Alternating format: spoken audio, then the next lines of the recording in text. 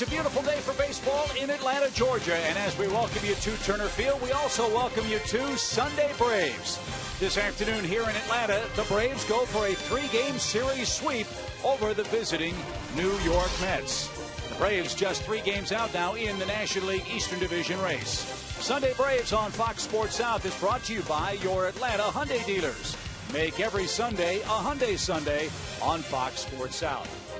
And a good Sunday afternoon, everybody. Along with Tom Glavine, I'm Chip Carey. Welcome back to the ballpark. A sweep over the Mets would sure be nice. And, Tommy, 2 new faces will try to accomplish that for Atlanta today. One of them, a new shortstop, Paul Janisch. Yeah, the Braves were able to make a deal that they sorely needed after Jack Wilson's injury on Friday night.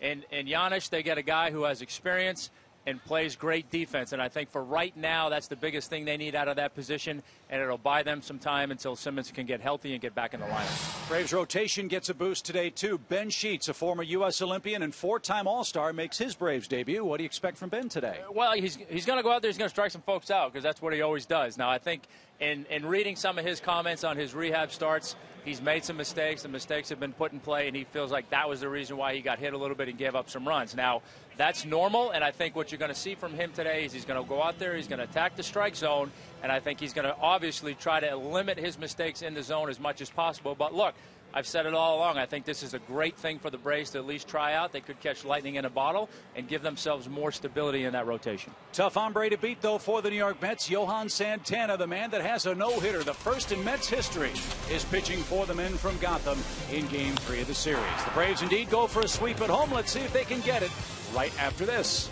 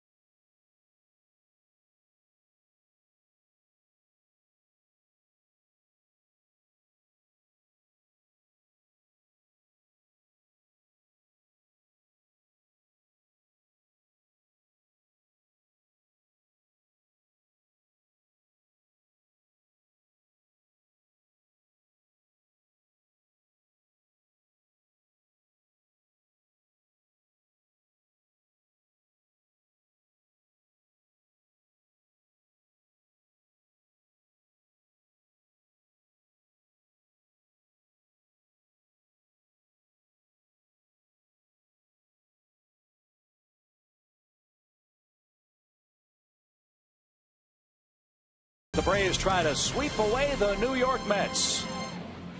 Big comeback for Atlanta in the 8th inning yesterday.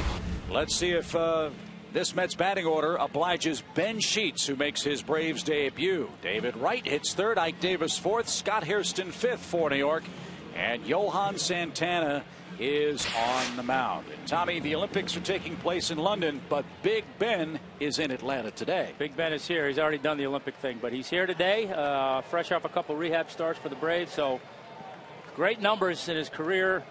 Win-loss record could have been better a lot of those years in Milwaukee where they didn't win a whole lot of games, but a lot of strikeouts, few walks.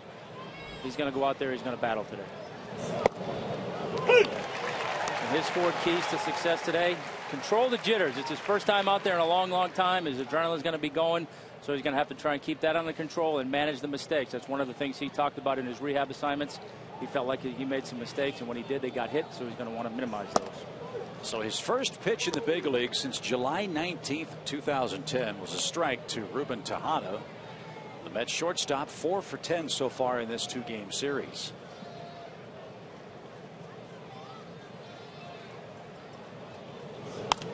And it's funny you say control the jitters.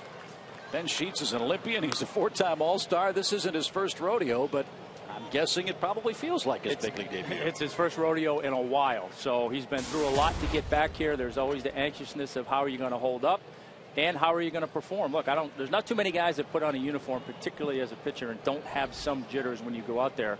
And for Ben, with everything he's been through, I'm sure he has a lot. And welcome back to the big leagues. A strikeout for Sheets. No surprise there. And a great start for Ben in the first inning. Here's the Atlanta defense. Jason Hayward, Michael Bourne, and Matt Diaz from right to left. Paul Janisch is at shortstop, and the jack-of-all-trades Martin Prado starts at second base today. And Ugla gets the day off.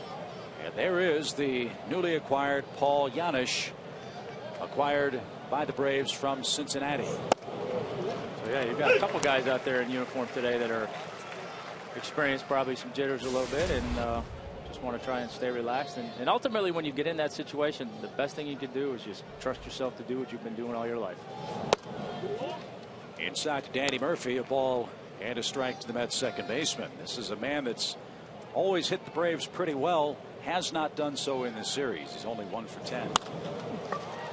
And a looping fly ball is tracked down by Michael Bourne in left center. Good play by Michael. 2 outs. Ben Sheets very happy to see that, I'm sure. I don't know how much of that he's seeing in the minor leagues, but you're not going to get too many better center fielders out there defensively than Michael Bourne, and got a good jump on that ball and made a nice catch. He's an all-star, you know. 2 outs for David Wright, the Mets third baseman.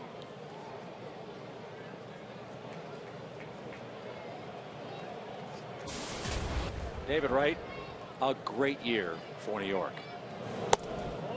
Yeah, I had a chance to talk to him a little bit this morning, and I said, boy, you had a nice little hitting streak and everything going, and you got out of that in a big way yesterday with 4 strikeouts. He said, I had no chance against Hanson yesterday.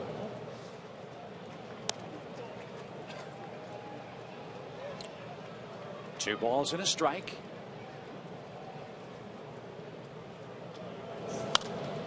And a pop fly down the right field line that will reach the seats. That fastball at 93 miles an hour from Ben Sheets today.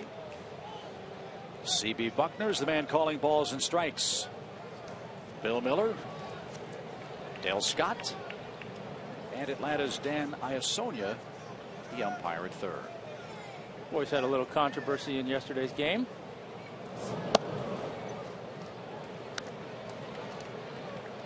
Handled that, I guess you would call the conference, and get the call right, and did get it right, but that was no consolation to Terry Collins.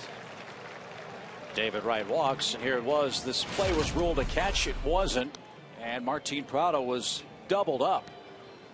But after the argument, the umpires on the right side of the infield conferred, got the call right, and are then charged with placing the runners where they think they are supposed to be. Right, and it's always, there's always two sides to that story. Yes, you got the call right. Then on the opposing side, you say, well, had you called it safe in the first place, we might have got the guy at second base. How do you know? And, in that situation, Terry Collins almost has to get thrown out of the game, and did. And afterward, Terry said, look, the umps got it right. And to your point, he did feel he had to go out and defend his club and fight for that out, and really those 2 outs. Yeah, you have to. I mean, and it makes you think, well, I wonder if there's a perfect solution to a play like that. If you know, you can go back and try and figure out what might have actually happened. But beyond getting the call right, there really isn't. Outside to Ike Davis, the Mets first baseman. 1 ball, 1 strike. He's hit 13 homers. He's knocked in 50. And over the last month, Davis has been as hot as the Braves' Jason Hayward. Real good numbers for Ike. There's the Big Ben Sheets curveball. Fastball, cutter, curveball, and an occasional changeup. Yeah, but his strikeout pitch is going to be his breaking ball. If he can get to 2 strikes and try and put somebody away, that's going to be the pitch that he goes to more times than not. He throws a hard one that ends up down in the dirt out of the zone, and he also has a sharp one that he can get in the zone for a strike. Fly ball to right. Jason Hayward's going to have it. Welcome back to the big leagues, Ben Sheets. A scoreless top of the first inning in Atlanta. Johan Santana to the hill for New York.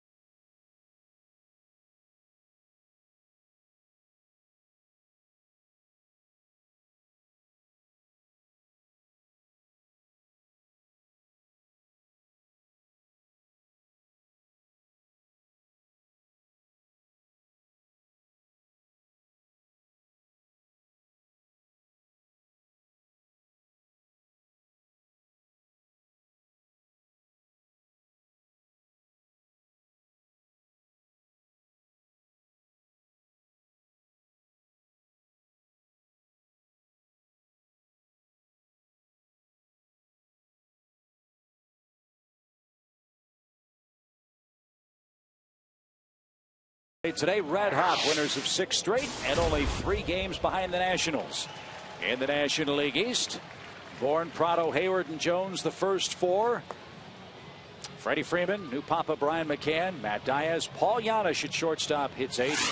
And Johan Santana, the veteran lefty, the pitching opponent. Left-hander making his 18th start on the year, 6-5 with a 3.24 ERA. Coming off an awful start his last time out against the Cubs, where he went 4 2/3, gave up 13 hits and 7 runs. So his 4 keys to success today: let there be light. Tremendous numbers in day games. 4-1 this year and 52-29 in his career. Throw another no-no. With the way that bullpen's been pitching and they don't score him many runs, as Phil Niekro used to say, if you throw a shot out and hit a home run, you can't lose. So he's going to have to try and take matters into his own hands today. Michael Bourne, the first man to face him. Michael 5 for 16 lifetime against Santana. And quickly 0-2.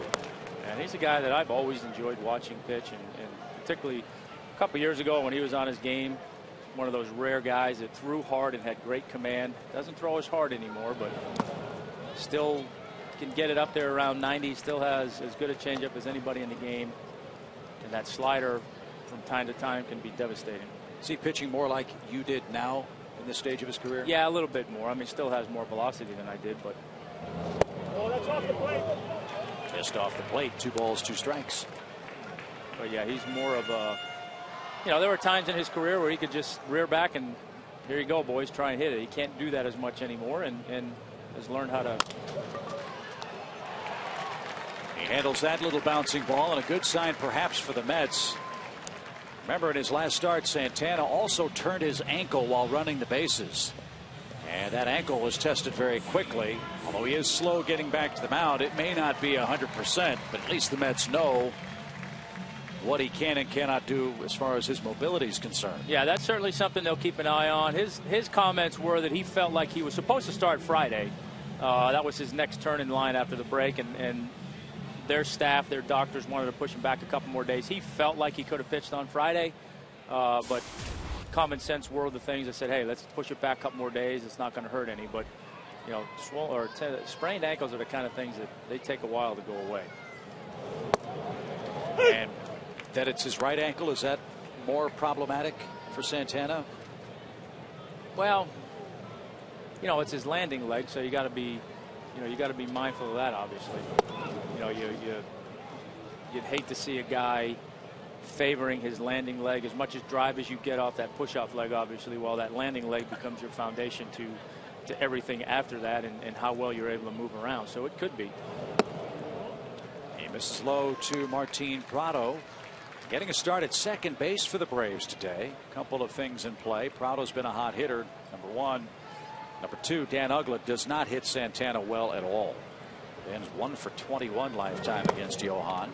So chance to rest Dan, keep Prado's bat in the lineup. And as you know, a couple of years ago, Martin was an all-star as a second baseman for the Braves. Yeah, I mean, that's one of those things. Again, it gives Freddie the luxury of being able to do some things. You sit down Dan against a guy that he struggles. Keep Martin in the lineup, and you get Matt Diaz in the lineup, who not surprisingly. Line drive right center field. That's going to roll for a while. Neuenhuis cuts it off, and Martin Prado doubles with one out. He's just amazing, folks.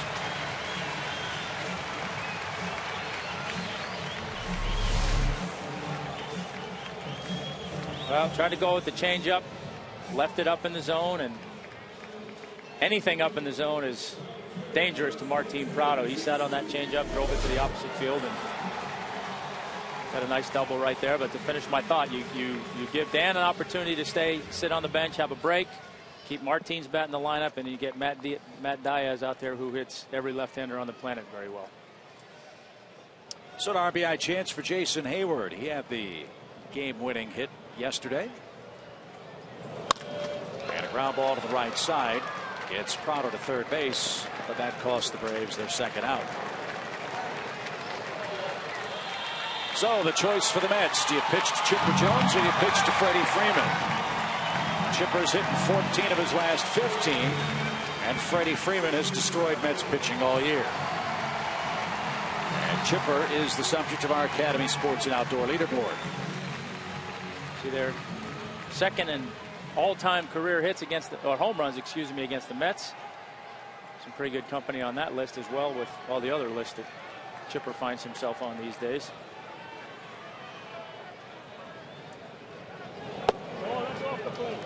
Way outside to Chipper Jones. Look at where Tolle is setting up, at least on that first pitch. Almost in the middle of the left-hand batter's box. Yeah, and it's one of those situations where Chipper's had some success against Santana. Lefty-righty matchup. Changeup popped up, shallow right. Murphy is under it and puts the squeeze on that. They pitch to Chipper, and Santana wins the battle. And our scoreless first inning is complete at Turner Field.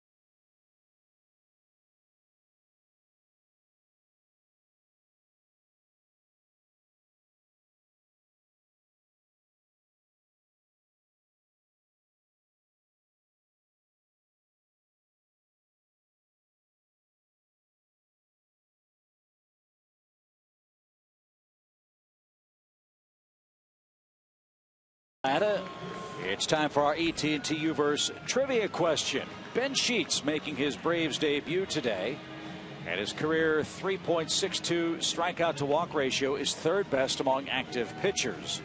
Who has the highest strikeout to walk ratio in Major League Baseball? It's a good one. We'll turn that over to our pitching expert. He will have the right answer for us at some point in today's game. 3.62 is really good, by the way. Anything. You always try and think in terms of 2 to 1 for most guys. When you start getting above 3 to 1, you're really doing a nice job.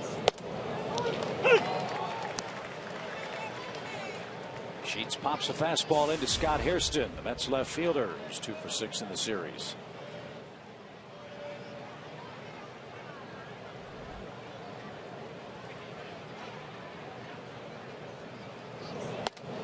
Yeah, I was trying to finish my thought. Like I said, with Johan, he's going so fast, I can't get my thoughts out. But in that confrontation with Chipper, I think sometimes because you do have some history with a guy, that's the guy you tend to go after versus the guy in Freddie Freeman's case. Although it's a lefty-lefty matchup, Johan hasn't really faced him a lot, so he doesn't have a lot in his memory bank in terms of how he wants to get him out. So sometimes I think you'll see guys defer to the guy they're more comfortable with. Popped up, Chipper in at third base. One out. So that kind of flies in the face of don't let the superstar beat you, at least in the case of Chipper versus Freddie Freeman. Well, that, if it's later in the game, sure. But in the first inning, you're certainly not thinking along the lines of, well, I'm not going to let Chipper Jones or anybody else beat me, because you're not thinking the game's on the line in the first inning. It sometimes turns out that way. But, I think that in that instance, I'm sure he was given the option and may have just felt more comfortable with his ability to make pitches to Chipper. So the devil you know versus the one you don't. Absolutely. Kirk Neuenhuis down a strike, something the Mets have seen a lot. This kid's awfully talented, but having trouble making contact. Neuenhuis 7 hits in his last 50 at bats with 26 strikeouts.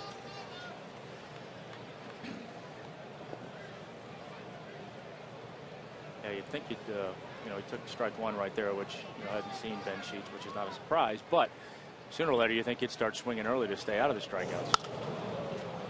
Pop fly, shallow left. Matt Diaz in a few steps. I would think Ben Sheets would really enjoy pitching in this park. A lot of strikeouts, obviously. If he gives up a lot of fly balls, this is anything but Miller Park in Milwaukee, where the ball really jumps. Absolutely. This is a fair hitter's ballpark and a fair pitcher's ballpark. There are times here in the summer where the ball will fly a little bit more than others, but for the most part, balls are going to stay in the ballpark unless they deserve to get out. Strike 1 to Andres Torres, the center fielder. 47 strikeouts and 12 walks lifetime at Turner Field for Ben Sheets. Yeah, he's pitched well here, so he's certainly come into an environment that he's had some comfort in. And Torres couldn't stop himself. He's down to his last strike.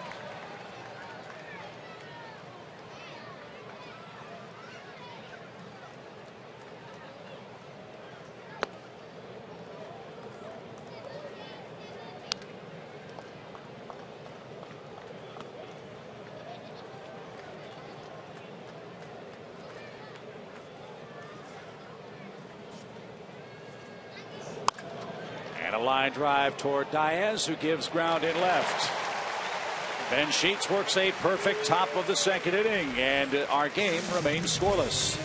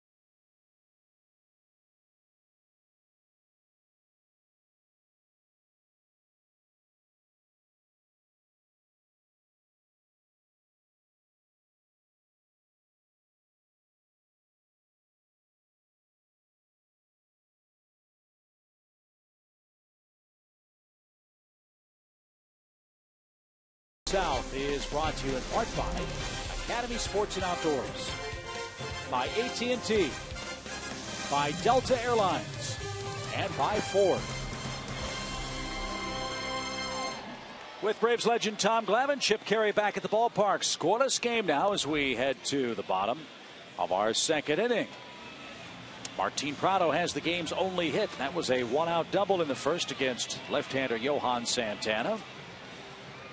And here in the second, Freeman, McCann, and Matt Diaz are coming up for the Braves.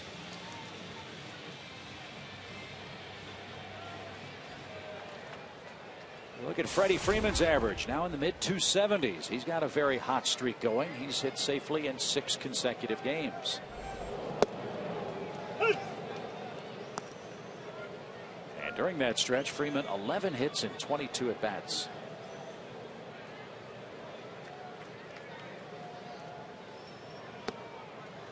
Yeah, he's been, I think he's established himself already as a little bit of a streaky hitter in his short major league career. And I'll tell you what, his hot streaks are some kind of good. And as I said earlier, he's killed the Mets this year. 12 hits and 27 at-bats and a team-high 7 RBIs against New York. Yeah, the Mets fans are probably thinking, great, Chipper Jones is retiring. We don't have to deal with him anymore. Now here comes another guy that's wearing us out. And missed off the plate outside. 3 balls and a strike.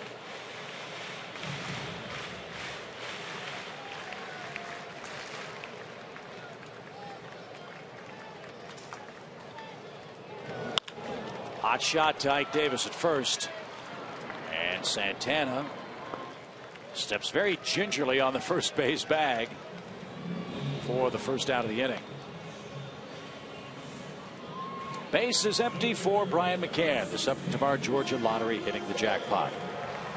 6-game hitting streak, 4 home runs, 11 RBIs. So it's funny, I talked to him the Washington series. I talked to him a little bit, and he was talking about some things he's been doing and changes he's had to make since he's getting a little bit older and whatnot. But he really felt like, similar to what we had talked about with Ugla the night we had him on, about some of the things he was doing were starting to feel good, and he was starting to feel things coming around. And even though he wasn't getting the results at that time, he was feeling good about what he was doing, and he wasn't wrong. He certainly started picking up the results in Philadelphia, and he's been hot. 3 homers in his last 6 games. But more importantly, a life-changing day on Friday. Absolutely.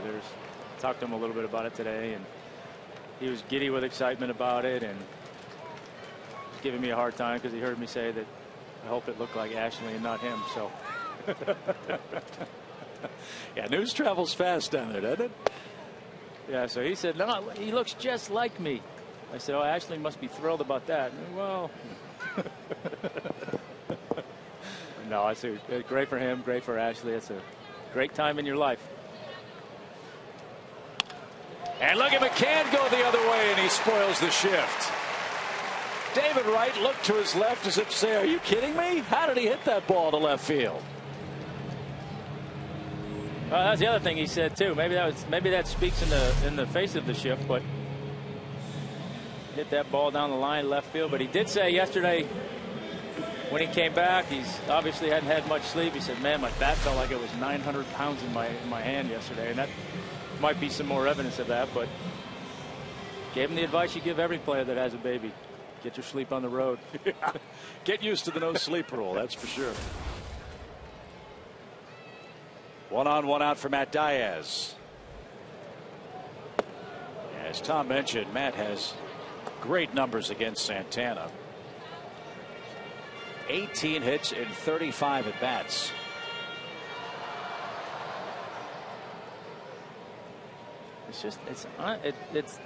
It's unbelievable how he hit, and it's not just left-handers; it's good left-handers.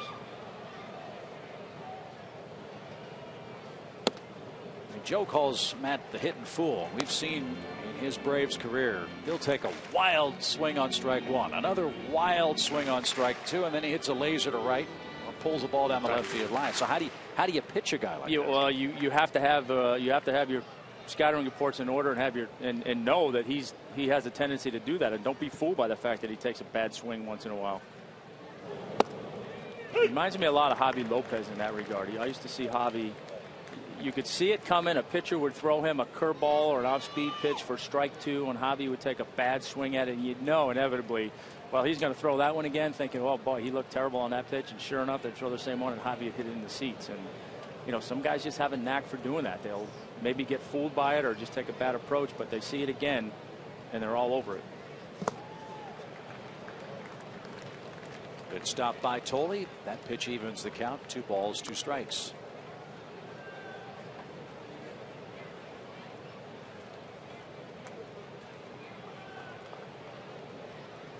One of the pinnacles of Johan Santana's career came on June 1st. He threw the first ever no-hit game in the history of the Mets.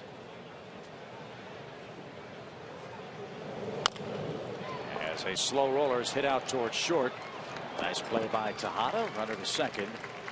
And 2 men down. Tommy, you pitched for New York. I'm sure you're well aware of that amazing statistic, considering the caliber of pitchers who have worn the Mets colors. Yeah, it really is amazing that they haven't had one. I mean, you think of some of the guys that have gone through there, and obviously Seaver and Doc Gooden are 2 guys that jump out at you right away. Nolan Ryan for a short period of time, but just for whatever reason haven't been able to get that no-hitter up until Johan was able to do it, and then obviously in true Met fashion, didn't come without controversy, unfortunately. More on that in a second as Paul Janisch makes his Braves debut. And Janisch looks at a ball low. Paul was hitting .237 at Louisville. That's the Reds AAA affiliate. That's not a true measure of how he was swinging the bat. He's coming back from a broken wrist. He was hurt on April 28th. He was on the disabled list for quite a time, and at the time of his injury, he was hitting over 300.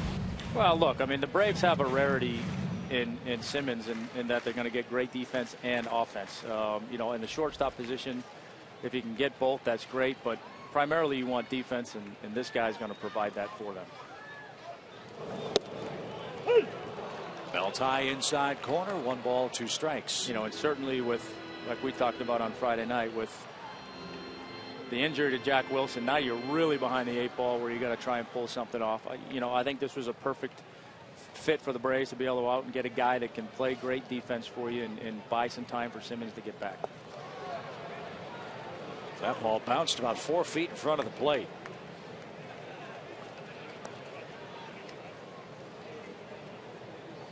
And Santana will paw around at the slope of the mound. 2 balls, 2 strikes. Anytime you throw a pitch like that, you got to play with the mound. You got to pretend like something was wrong with the mound. Couldn't have been you.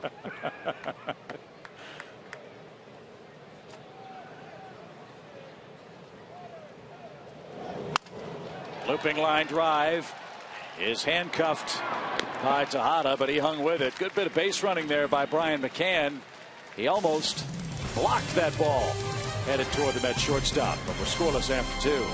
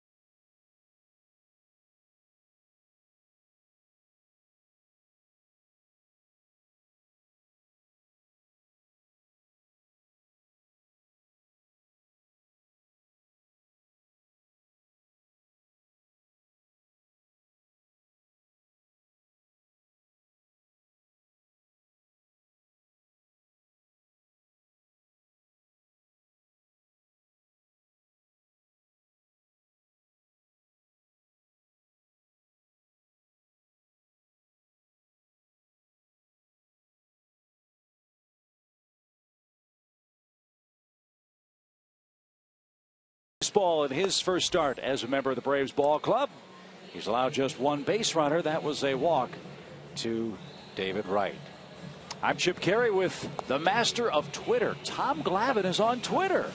Don't call me the master. I am such an amateur at that right now. But you are tweeting for a cause. I am tweeting for a cause at the moment, yes. Organization I'm involved with, Club Diamond Nation, is launching an internet-based baseball academy that will be coming very soon.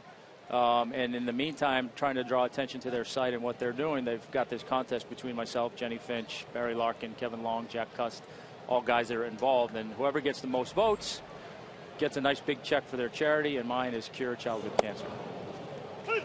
It's pretty tough to outvote Jenny Finch. Well, that's what I said. Initially I wasn't doing the tweeting. They had somebody doing it for me, and I said, hey, let me get the information on this thing and get started. Now, how many followers do you have on your at Tom underline and then Glavine, right? Yes. Okay. Yes. How many followers do you have now? I think that's called underscore. I don't know. 12,000. And a line drive by Josh Tolley. That's the first Mets base hit of the day. And Johan Santana comes up. Well, let's see Braves country if we can get Tommy up to, say, 14,000, maybe 15,000 followers by the end of the game. Look, Braves Nation has been unbelievable with this thing. I started doing it a little bit before the All-Star game on Tuesday. And my phone just started blowing up, and people were having a great time with it, and I was having fun with it. And the folks in Braves Nation have really taken over, similar to they did with Michael Bourne, trying to get him in the All-Star game. And they have single-handedly put me out in front in terms of the voting. So they've been great. And it's a great cause. So I know we joke about Twitter. We're still trying to get Joe Simpson to bite the bullet. I think that's probably unlikely. But glad you're doing it. It's a great cause. No, it is a great cause. Cure Childhood Cancer. They do great work, and they've made tremendous strides in childhood cancer research and the cure rate. So it's great recognition for them ultimately. There's the curveball from Sheets. It misses off the plate to Santana. 1 ball, 1 strike. Ben's thrown strike 1 to 8 of his first 9 hitters today. Yeah, he's gone out there and done what he needs to do in terms of managing his emotions and throwing strikes, and I'm sure he's going to be on a little bit of a pitch count, so that's the best way to keep that pitch count down, is to be aggressive and be in the strike zone early.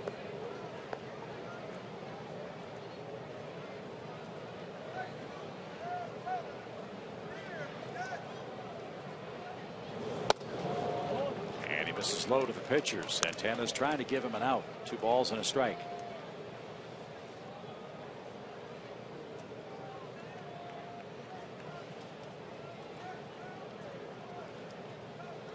Terry Collins, the skipper of the Mets. His club's fallen 5.5 games off the pace in the East.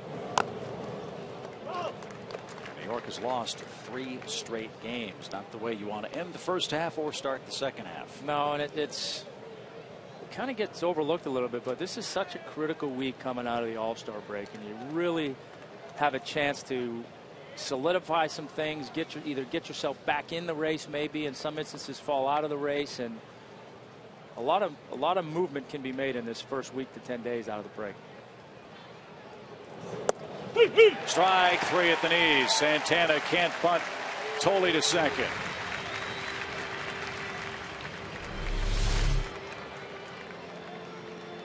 Well, you hate getting yourself to that 2-strike point, and when you're bunting, that pitch down there is not an easy pitch to bunt, and particularly with 2 strikes. So Johan took a shot that maybe he wouldn't get the call, but C.B. Buckner rung him up.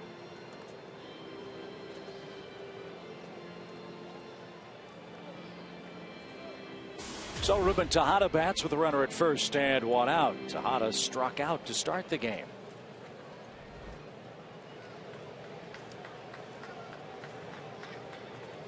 We mentioned on Friday, as you know, the Mets did not bring back Jose Reyes. He's now a Marlin.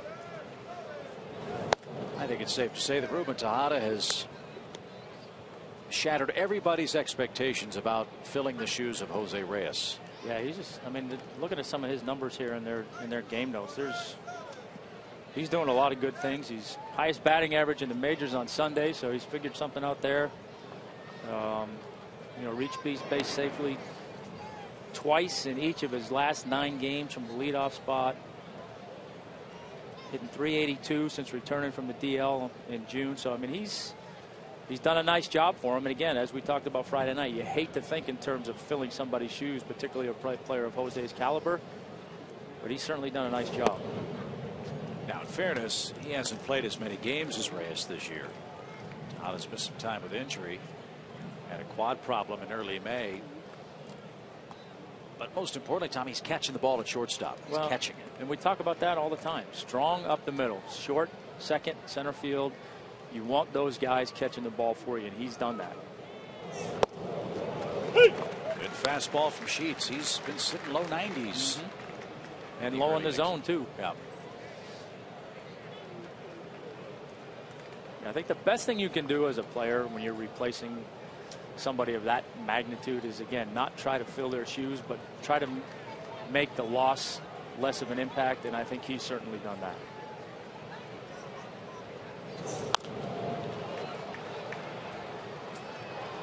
Two balls, two strikes.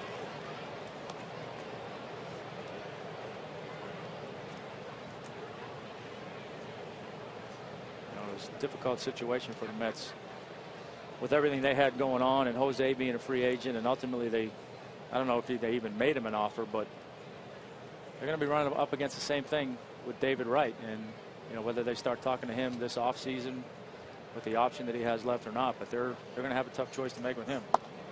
Strike three, outside corner.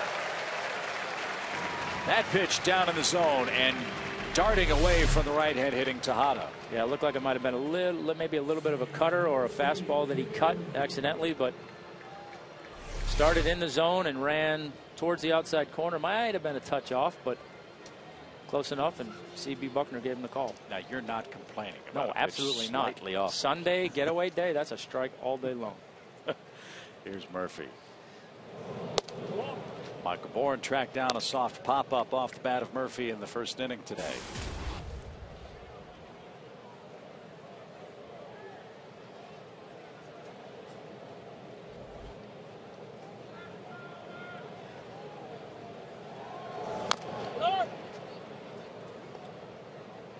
One ball, one strike. Braves will become big Mets fans after the series ends. While we host the Giants starting Tuesday night, the Mets head to Washington. They've got a 3-game series with the Nationals.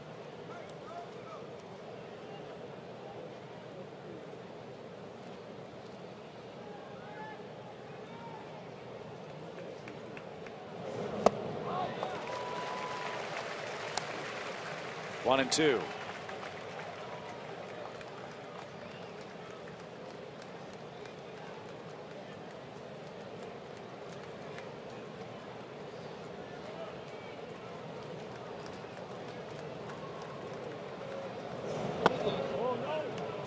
Trying it again. And no swing. 2 balls, 2 strikes.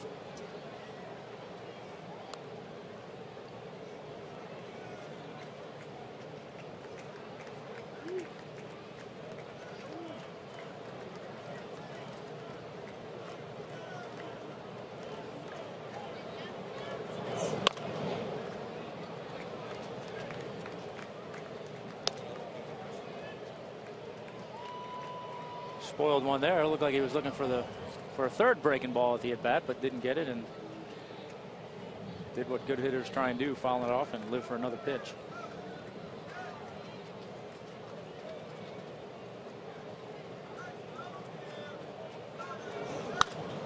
Fly ball left center. That's well hit. Bourne going back, still going back, and it's high off the fence.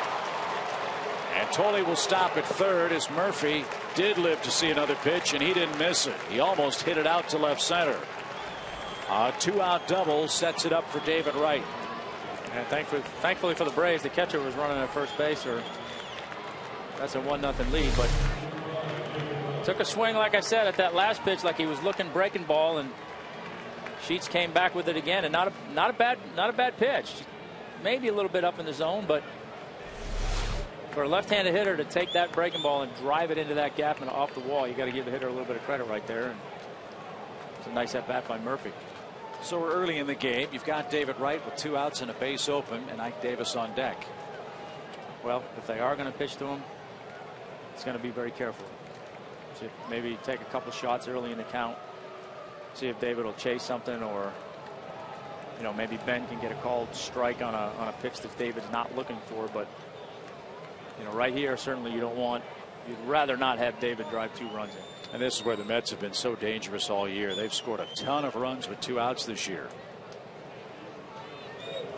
189 of them to be exact. That's more runs with 2 outs than any other team in baseball. They're hitting 285 with 2 outs and runners in scoring position. That's the 2nd highest mark in baseball. So this is where they've done a lot of their damage, as you say.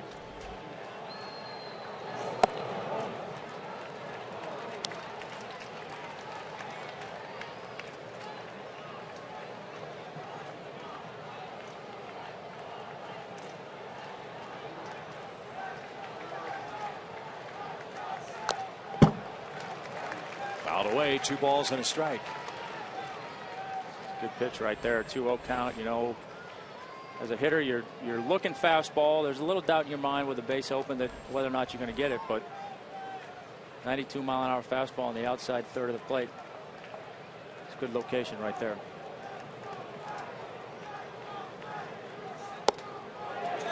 Did he go? Yeah, he went around 2-2. Well, fastball away, followed up with a fastball in, where you're trying to keep him honest. So based on that, you would think he's going to take another shot away with something, whether it's that breaking ball in the dirt or try to maybe sneak that fastball by him again. I don't know that he'll double up on 2 inside, but they tried the breaking ball and it missed. Again, if you lose right, there's no damage done. No. And if I'm David Wright right here, I'm looking for that breaking ball again. And if he throws you a fastball, then you try to foul it off or hope he makes a mistake. Fastball, fly ball, right field. Hayward drifting back is going to have room, and Sheets pitches out of 3rd inning trouble. He fell behind 2-0, but escapes without a run crossing for the Mets.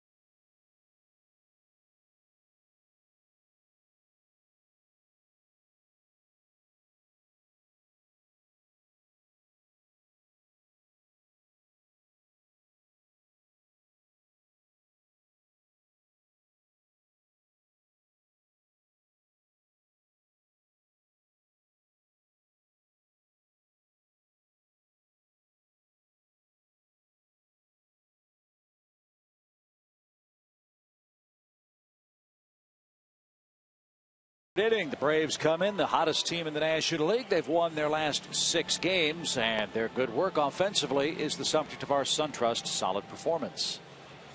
6 runs a game, 10 homers, 285 batting average. You're scoring 6.2 or 6 runs or 6+ runs a game.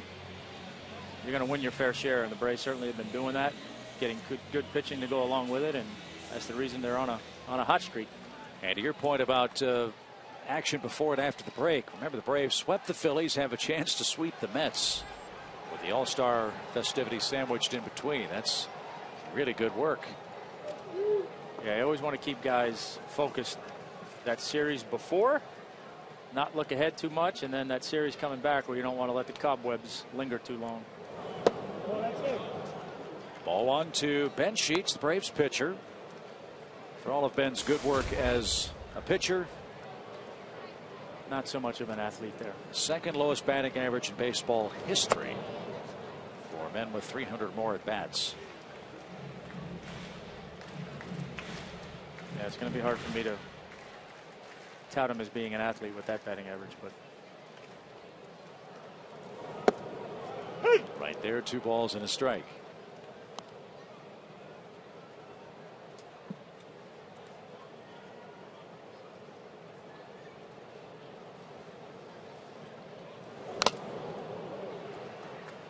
That shakes up Tolley. A rocket right off his mask. You're in Atlanta, Josh. 2 balls, 2 strikes. if he wasn't awake, he's awake now. Trying to get that train that's ringing in his ears out of there right now. I always wonder if the umpire walks to the catches. Boy, that sounded like it hurt. No, because they're in the same position quite a bit. Full count. Prado and McCann have the Braves hits. Ben Sheets leading off the Braves third.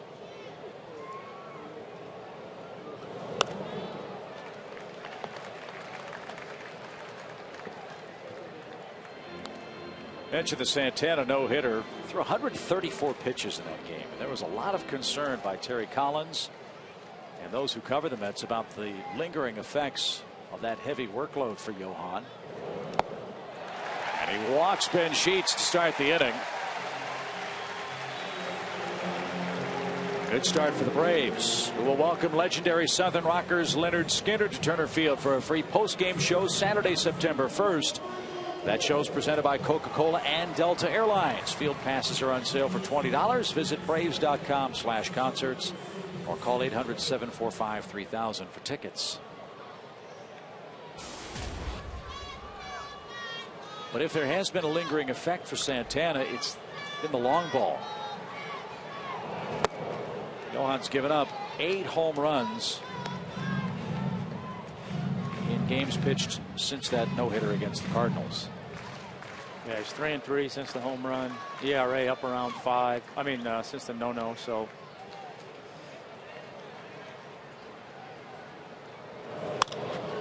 that's down the left field line and slicing foul out of play. 0-2. yeah, and I'm sure that was as a manager, as an organization. Yeah, you're having some fun with it in the moment, but you're also kind of cringing in terms of knowing what Johan Santana's come back from, not wanting him to have any lasting effects from that. And, you know, it's almost the kind of thing they probably would have rather given up a hit in the 6th inning and not have to extend him that far. But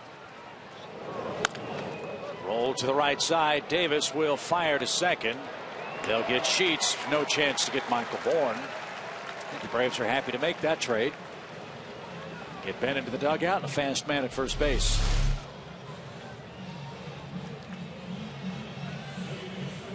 nice play there. Get the lead runner, and didn't really have much of a shot doubling up Michael on that ball. It's hit too softly, but as you say, they'll make that trade right there. Get Sheets back into the dugout and have the speedy Michael Bourne on there to where Ben's not clogging the bases up in front of him. And just to finish up the Santana story, he pitched the no-hitter June 1st. His next outing was June 8th against the Yankees. And he got clobbered, gave up 6 runs in 5 innings. But you recall at the time, the next day or after the game, Terry Collins said, I went to Johan Santana and asked him how he felt and whether he wanted to go back out and try to finish off the no-hit bid. Yeah, well, you know he's going to say yes. I mean, you may never be in that situation again. And I mean, it's the right thing to do. You have to ask. But still, I mean, it's. But that wasn't. Terry intimated it was a difficult, heart-wrenching decision for him to make. Of course it was. I mean, history versus health, I guess. Absolutely. You know, had he had no history of injury or anything like that, it's not that big a deal. But back to the mound. And nice play by Tejada at short. He comes darting across the bag to complete the double play. Braves out of luck in the third, still scoreless.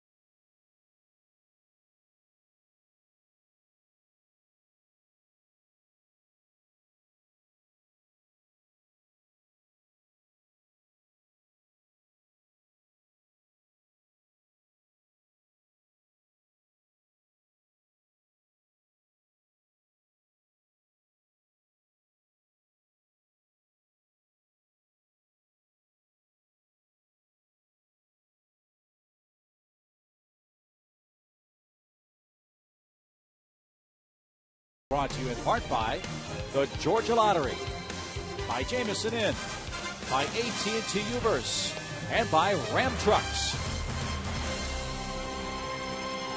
Tom and Chip with you from Turner Field. We've completed 3 scoreless innings. Joe Simpson will join us on Tuesday night. Joe enjoying an extended All-Star vacation. Hope he's enjoying his time with the family. He'll be back for Game 1 of the Braves-Giants series here at Turner Field. Ben Sheets, one of the stories today for the Braves. He's given up 2 hits. He struck out 3 in his first 3 innings in rotation for the Braves.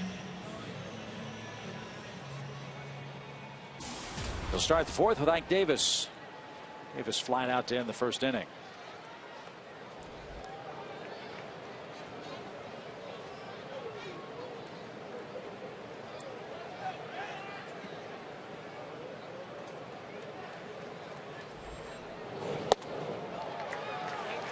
Strike 1 to Davis. 8 homers, 29 RBIs for Davis since June 9th.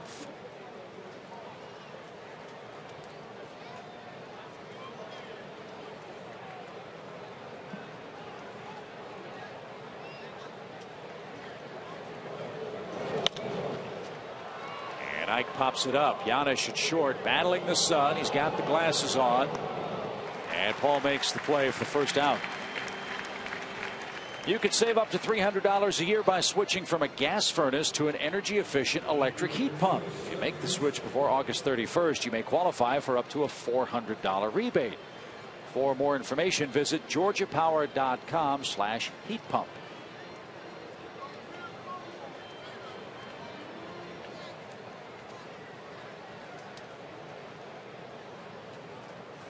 Scott Hairston popped out his first time up.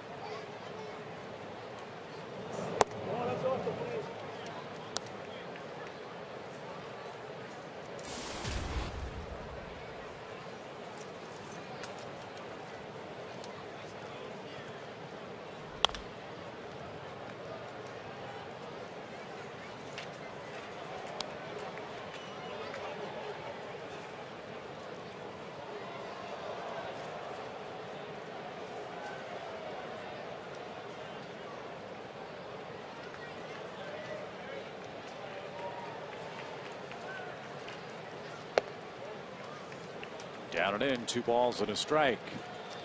Our pal Jim Powell, who does such a great job as the Braves radio voice, saw Ben Sheets pitch an awful lot with Milwaukee.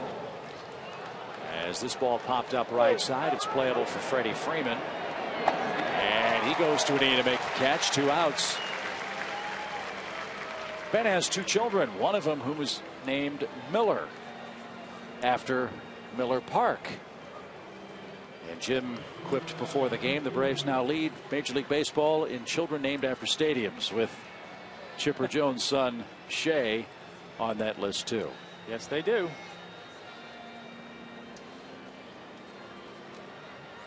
Ben's other child is most aptly named too, Seaver. Seaver, yeah, that's a pretty good name from a pitcher. Strike 1 for Kirk Nieuwenhuis.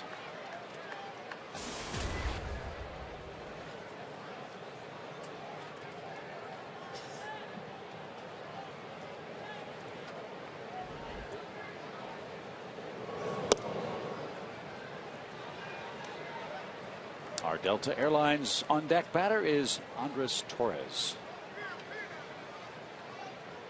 The Mets got him in a trade for Angel Pagan.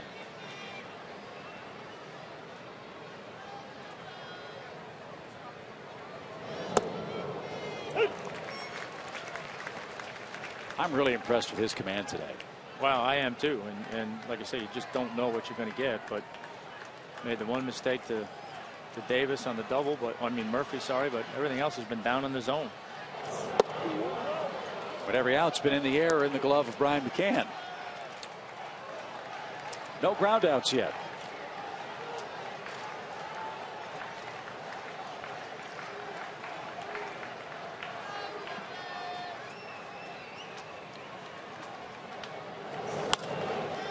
Fly ball again. This one hanging up for Diaz, and he'll chunk in and make the play. An 11-pitch inning for Ben Sheets. He gets the Mets in order. No score.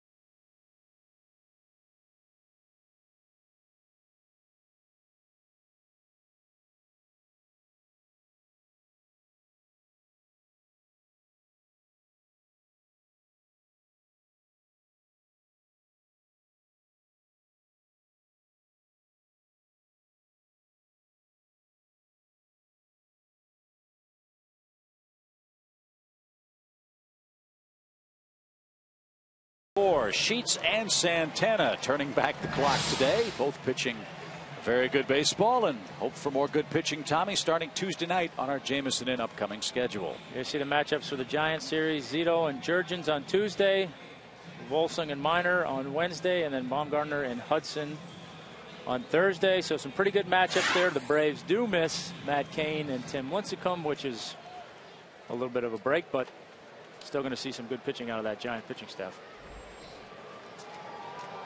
Right now, the Giants in first place in the National League West. They start play today a half game ahead of the Dodgers, who lost in very strange fashion yesterday. Did you see that play? I did not, no. Jansen, their closer, turned his back with a runner at third, and the Padres runner stole home. The throw went over the catcher's head, and a runner scored from second. That's how San Diego scored the tying and go-ahead runs against Los Angeles.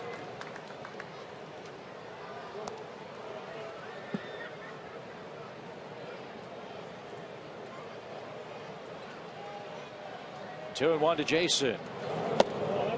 3 balls and a strike. Hayward's hit safely in 3 straight. He's swinging it well. Got a big base hit yesterday. Give the Braves the lead late.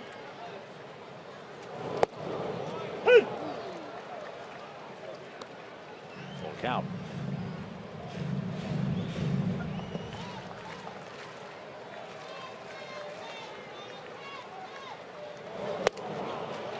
And Jason goes up, swings and misses, and is retired for the first out. First strikeout for Santana. And here's Chipper.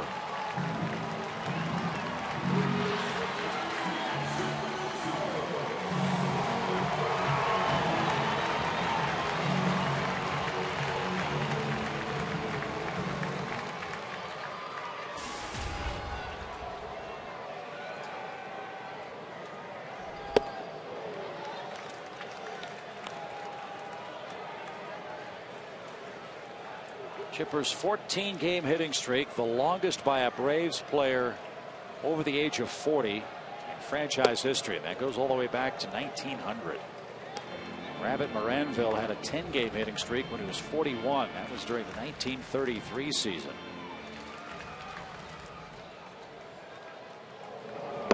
Guessing Rabbit could run. Just a hunch. Best you got, huh?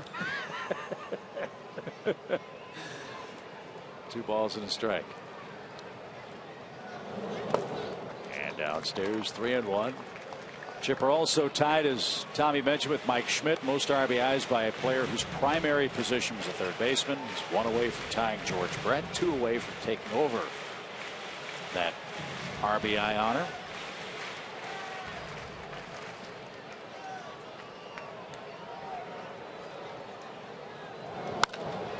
Bolt to left.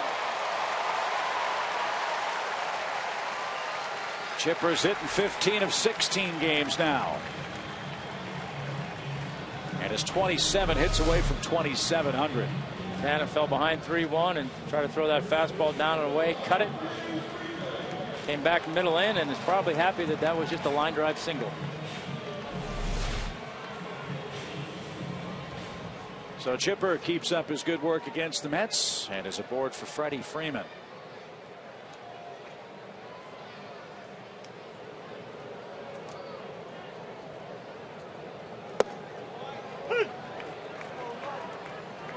Strike 1.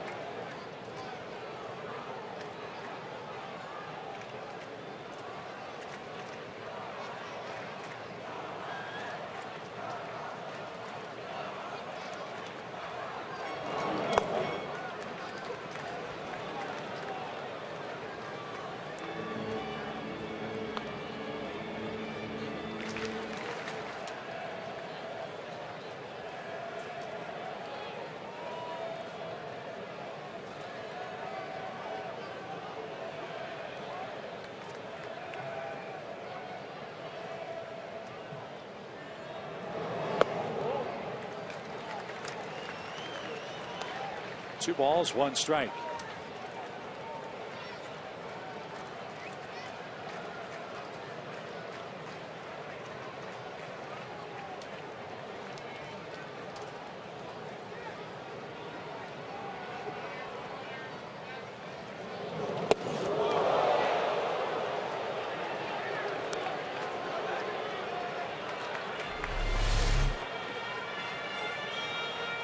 Third fastball this inning he's thrown where he's trying to go down and away and he's missed up. He got Jason Hayward for strike 3 on it.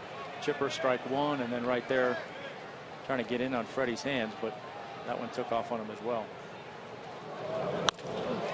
Freeman a line drive to right. That's caught by Neuenhuis. And 2 men are out. As we've told you, the Giants are here on Tuesday night. Braves will take on Barry Zito, Ryan Vogelsong, and Madison Bumgarner. That's the trio of San Francisco pitchers. Jurgens, Minor, and Hudson pitch for the Braves in that order starting Tuesday night. Great tickets available. Hope you'll join us here at Turner Field.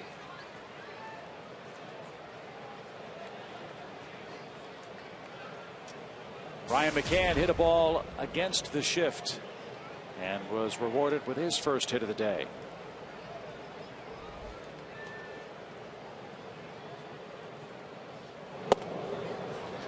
Upstairs, ball one.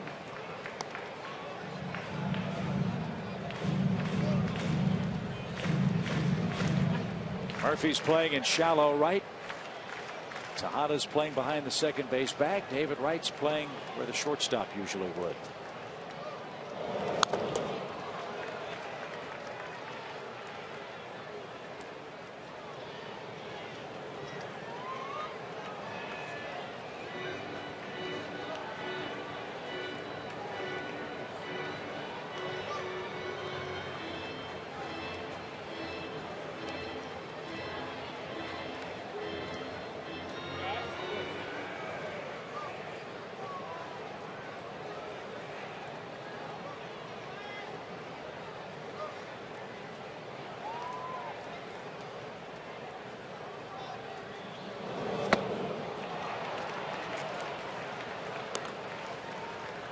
Ryan was fooled on that pitch. 1 ball, 2 strikes. Well, see if Santana takes that and doubles up with it, or tries to go back to the fastball that Brian hit down the left field line the first time up. And Brian took one down the middle and is called out on strikes. Chipper Jones left at first base. We're through 4 innings scoreless today.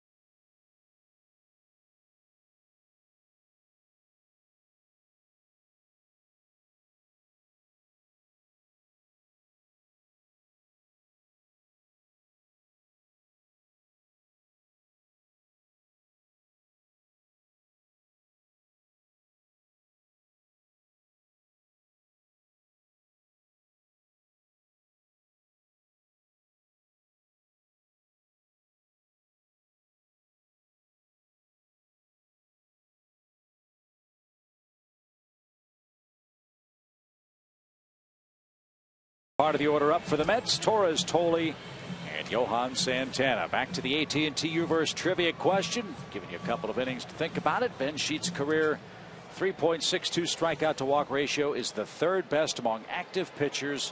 Who's tops on that list? Get an extra pitch to think about. Strike to Torres. I don't know the American League very well, but we always talk about Roy Halladay and how he doesn't walk anybody, so I got to go with him. Felix Hernandez of the Mariners struck out 12 and walked nobody in his last start. I'm going to say he's the hot hand. That's my guess. Right division, wrong team.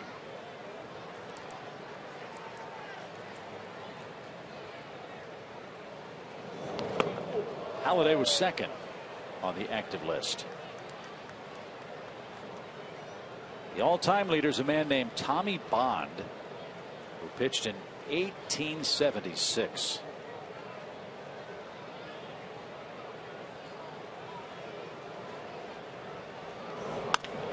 Ground ball towards second. Martin Prado takes care of Torres for the first out. Interestingly enough, Greg Maddux had such great control with the Braves. I use this term guardedly. but was 18th on the list. Johan Santana 13th all time. And some great names: Kurt Schilling, Pedro Martinez, Brett Saberhagen, Mike Mussina.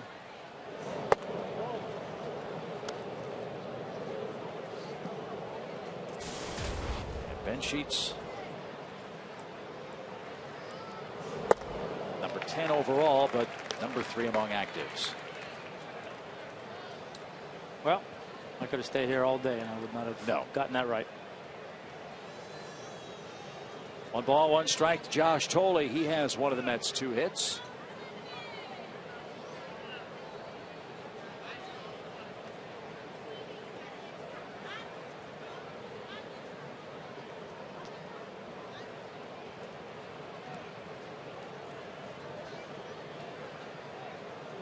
And now Brian McCann out for a quick chat. Pitch count for Ben, 70 pitches. 44 strikes, 26 balls.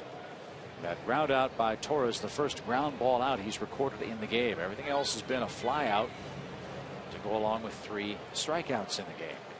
Yeah, and there's 2 rehab starts. He was in the 80s in his pitch count, so I'm sure that's kind of the number they're looking at. So love to massage 2 more innings out of him, I'm sure.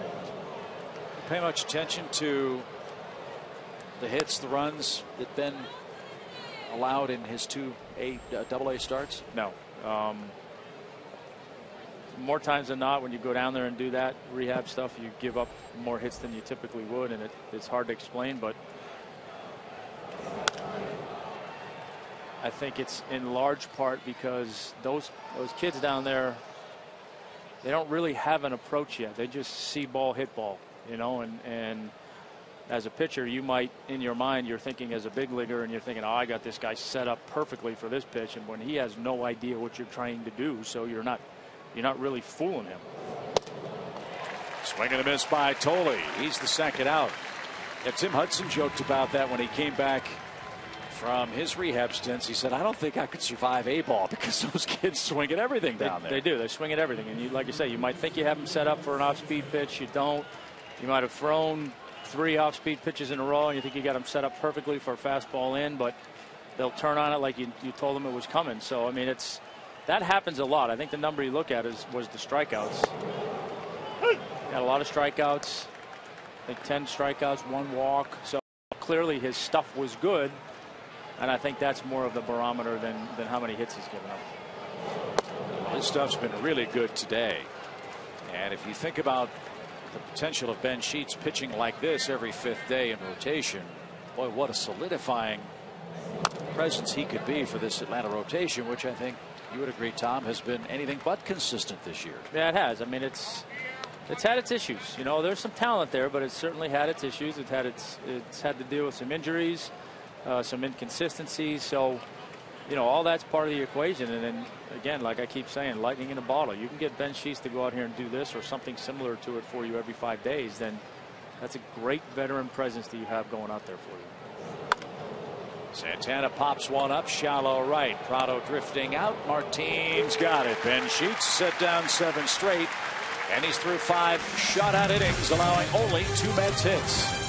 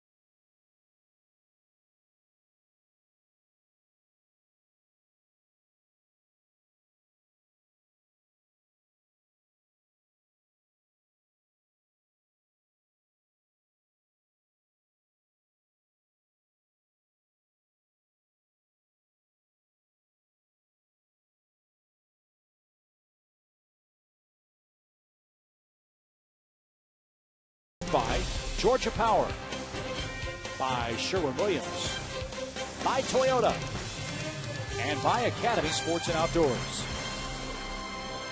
Last time the Braves swept the Mets at Turner Field was September of 2009. Need a run to have a chance to do that today. We're scoreless as we head to the bottom half of the fifth inning.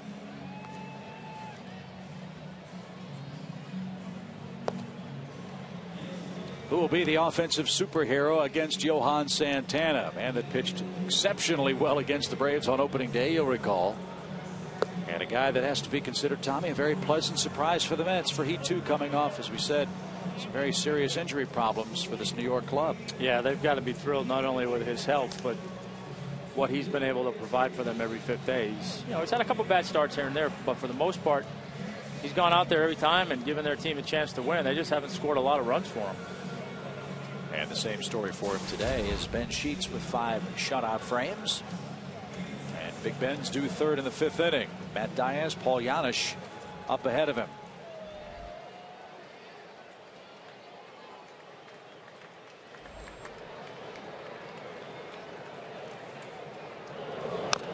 Braves have had 2 chances to score in this game. They got a 1-out double from Martin Prado in the first inning. Neither Hayward nor Chipper could bring him home. And then they had Brian McCann at second base in the second inning. And a couple of groundouts erased that Braves threat. Atlanta has 3 hits in the game. They've struck out twice. They've earned 1 walk. And a laser hit towards center. Torres broke in. It's over his head and off the base of the wall. Torres misplayed that. It's a 2-base hit to start the fifth inning. Yeah, he froze initially, took a step in, and by then it was too late. That ball was hit hard, and fastball down and in, and Matt cleared his hands and drove it and fooled Torres and over his head for a double, and a nice start to the bottom of the fifth inning for the Braves. So here's Paul Janisch. Paul's from Houston, played college ball at Rice University. Talking with Wayne Krivsky, the former Reds general manager, who's now a major league scout. He really liked this kid in the minor leagues. And one thing about Paul that always stood out, Wayne said, was his glove. He has always been known as a terrific defensive infielder. Well, if you can play defense at the shortstop position, that's why you hang around, because there's always going to be a need for that somewhere with every club, whether it's a situation like this with the Braves or as a backup for somebody. That's a nice commodity to have. Swing and a miss, 2 balls and a strike.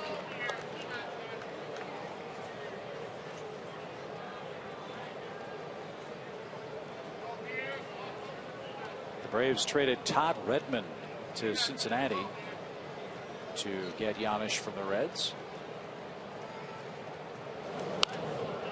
That's back our way, foul. 2 balls, 2 strikes.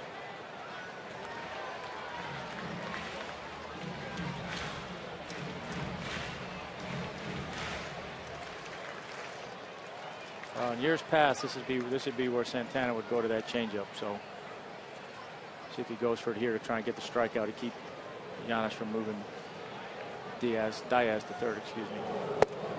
Ooh, breaking ball just missed.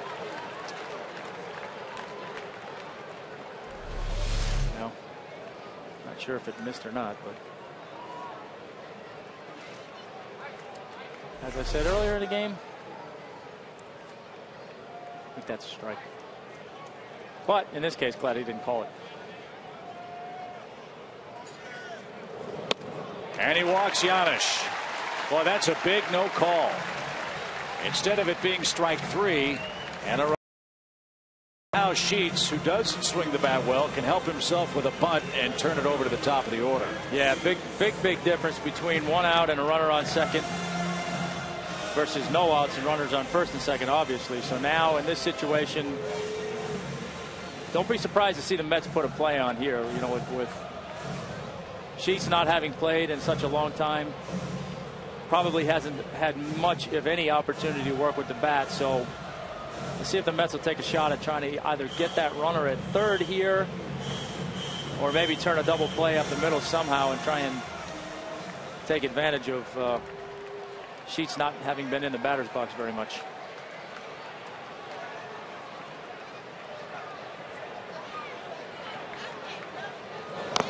Bunt is on. It is a foul ball. And totally let that bounce into foul ground. We showed you Ben 34 lifetime hits, 436 career at bats. He does have 42 lifetime sacrifices. Well, he was able to do that when he was active. But again, I don't care how much batting practice he's been taking since he's making this comeback, or even if he swung the batter at all in the minor leagues. It's still a different animal when you're here in this situation, and particularly in this kind of game when you know how important this bunt is right here. And he pops it up. And David Wright in foul ground makes the play. Sheets pops out for out number one. Yeah, and really the saving grace right there is that's a foul ball. That's one of those plays where it could very easily turn into a double play. See, a lot of times now in that situation, had it been a fair ball where it was a little bit higher, you might have gotten the benefit of the infield fly rule. But a lot of times what you'll see happen right there is you'll see a guy drop the ball on purpose. And I had it happen to me one time in spring training when I was a young kid, and it never happened again. But I popped one up, and Tim Wallach was at third in that same situation, and I kind of threw my bat down, and then I was like, oh my goodness, he dropped the ball on purpose. Thank God I beat it out, or it would have been a triple play. So you still have a runner in scoring position, but now you've got one out. Michael Bourne's up there. Michael is 0 for 2 on the day, but is another hot Atlanta hitter. We showed you the Braves averaging about 6 runs a game during this 6-game winning streak. Michael's been a big part of that. But Santana, as he's done all year, Tommy, really bears down when runners are at second or third base. Yeah, he does a really good job with runners in scoring position. And look, for him right now, this game is on the line. I mean, he knows his team hasn't scored a lot of runs for him. He knows the back end of their bullpen struggled. And he also knows how good this Braves back end of the bullpen is. So in this situation, certainly doesn't want to fall behind right here. This is a much different situation than had it been in the first or second inning of the game.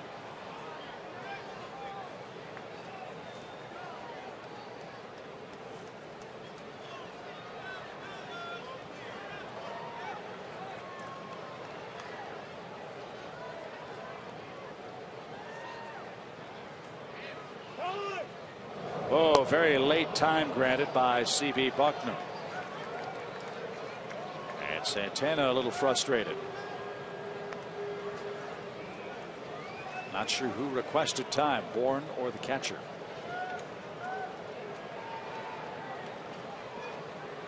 Well, now it's a little bit of a cat and mouse game to see if that pitch that he ended up throwing is any indication of what he's going to try and go with.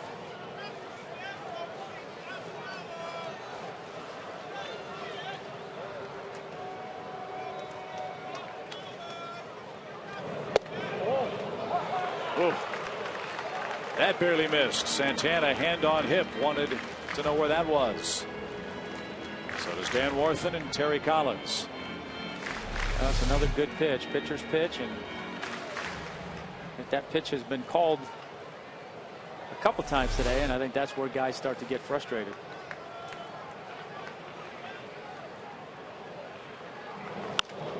Bourne, a little flare down the left field line. It's going to drop for a hit. Diaz scores. And Michael all the way to second. Giannis to third. The Braves lead 1-0.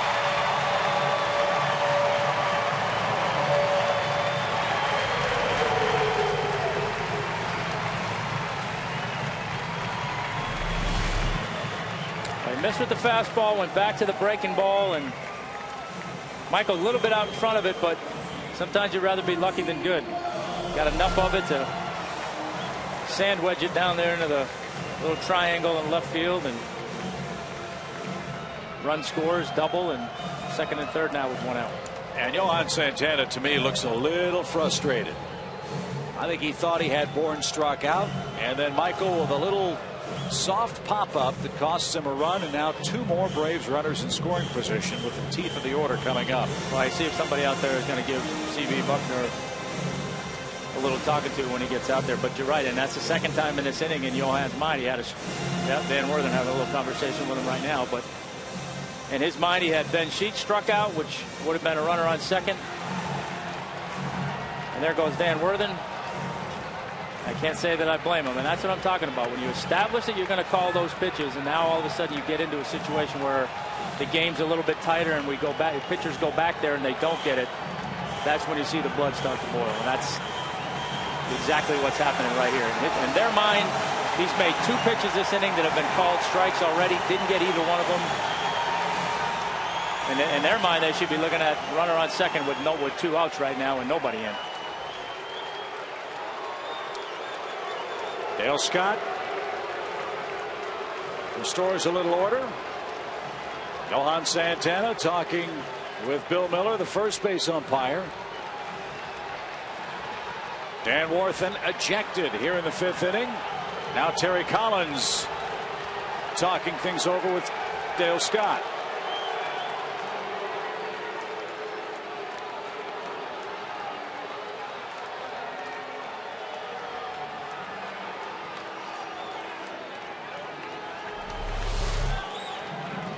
Here's the first pitch, which catcher's holding to that there that long. And then the pitch to Bourne. And again, I mean, you know, you can go to pitch track and everything else that you want, and maybe it's a strike, maybe it's not. But in their minds, that pitch has already been established as being a called strike today. And now when your game's on the line and you go there and you don't get it, and then in the next sequence of pitches you have something bad happen, I mean, that's where the frustration comes in. So a great chance for the Braves to break this game open. And a good stop by Tolley saved a run. 1 ball, no strikes. Remember, Terry Collins got kicked out of the game yesterday, arguing the trap in left field. Now it's Dan Worthen run, arguing balls and strikes with C.B. Buckner. Fly ball to right. NYN surrounds it, makes the catch. Giannis tags. He's coming to the plate. The throw up the line and backed up by Santana. It's 2-0.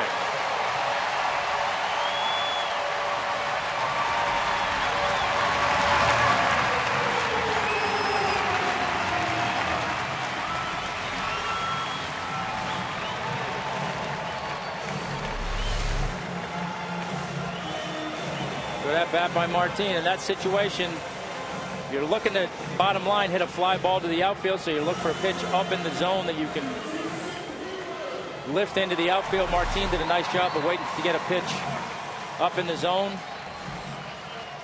Fly ball to right field, deep enough to score a run. 2-0 Braves. Here's Hayward. Jason 0 for 2. And Santana delivers a strike.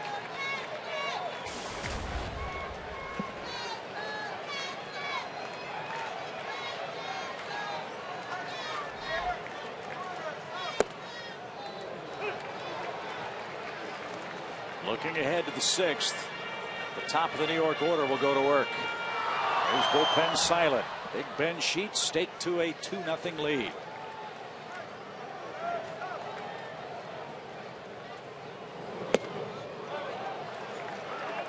Jason held up. 1 ball, 2 strikes.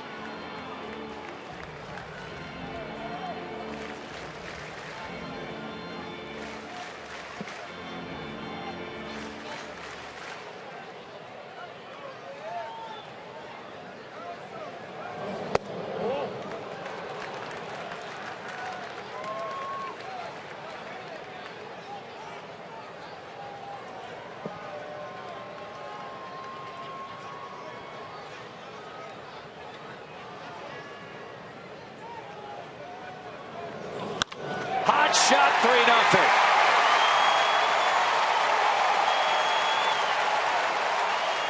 Well, that's a big run. Very big run. We talk about it all the time. Big difference between a 3-run lead and a 2-run lead. Just another quality at bat by Jason right there. Got a pitch out over the plate a little bit more than Santana wanted, trying to go fastball away, and it leaked back over, and Jason drove it into right field for a base hit. Another big RBI. His 44th of the season, and now Chipper bats. Long inning for Santana. 86 pitches for the game. And a swing and a miss. He's thrown 23 pitches in this 5th inning alone.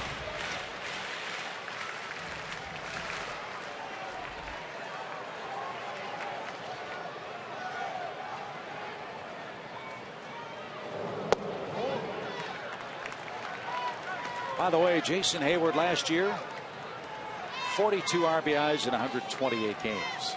He's got 44, and we're just past the All-Star break this year.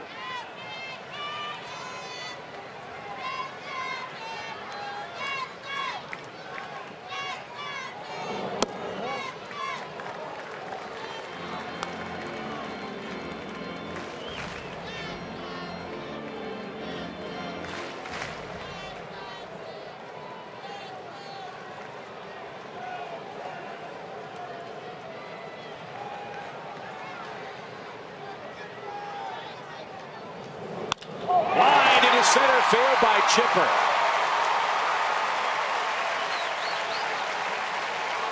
Santana appeared to duck as that one went through the box, and the Braves have their 4th hit of the 5th inning.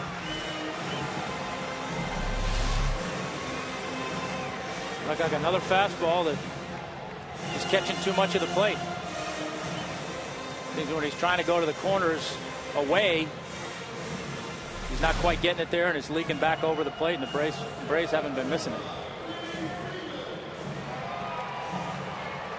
At last report, nobody was up and throwing in the Mets bullpen. As Santana now approaching 90 pitches.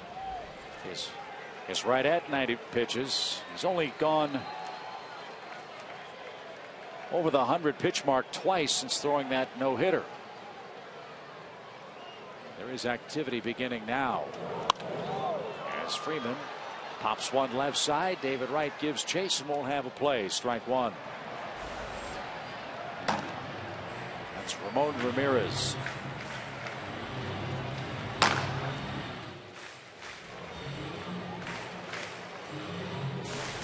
It is a funny game, isn't it, Tommy? One pitch, in this case maybe 2 pitches, totally changed this game. Yeah, and that's exactly what the Mets are thinking.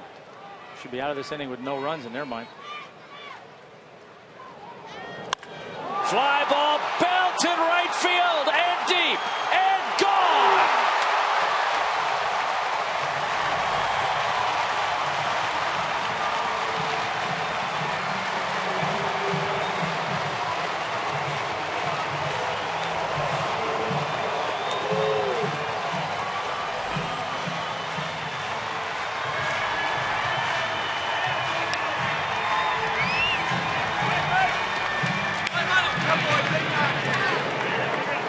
Freeman continues to terrorize the Mets. I could try to go change up, and same thing. Missed middle of the plate and up. For somebody as hot as Freddie is right now, anything down the middle and up is going to be hit hard. 6 runs across in the 5th inning. And Brian McCann is the 9th Atlanta hitter.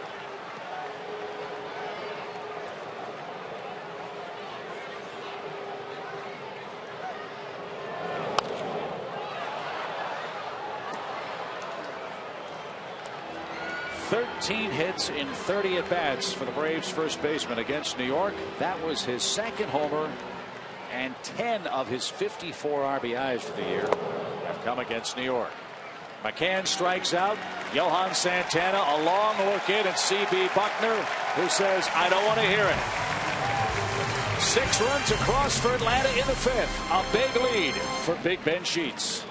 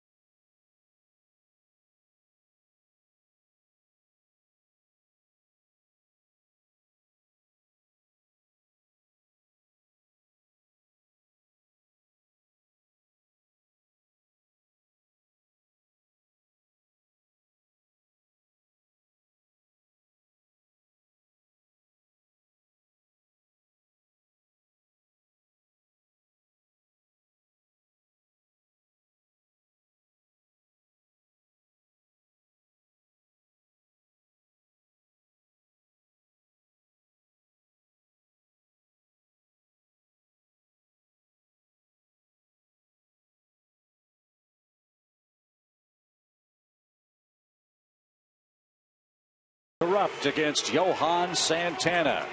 Sunday Braves on Fox Sports South is brought to you by your Atlanta Hyundai dealers. Make every Sunday a Hyundai Sunday on Fox Sports South. The 6 runs scored by the Braves in the 5th inning matches their season high for most runs in any inning this season. They did that against Milwaukee, and they've done it against the Phillies. So Big Ben, a big lead and a chance to win a major league game for the first time since July 10th, 2010, when he pitched with Oakland. Well, look for that shutdown inning right here, and I would imagine turn it over to the bullpen. He's got the top of the order, and Ruben Tejada. Tejada's 0 for 2 with 2 strikeouts.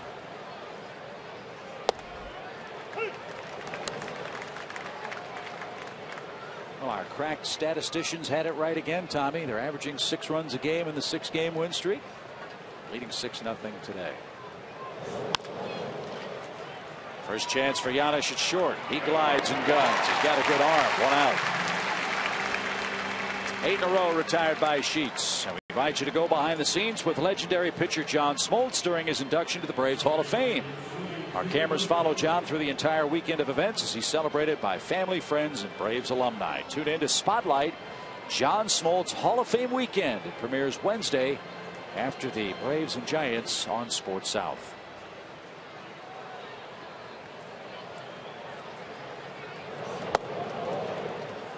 Did John tell any jokes in that show? I don't know. I haven't seen it. I wasn't able to attend that weekend, but I haven't. He had to have, I'm sure. We saw John in Philadelphia, and he told one of the worst ones ever. What did one hat say to the other while sitting on the coat rack? What? I'll wait here. You go on ahead. Another chance for Giannis at short. Long throw. Good stretch and got him. Good play. 2 outs.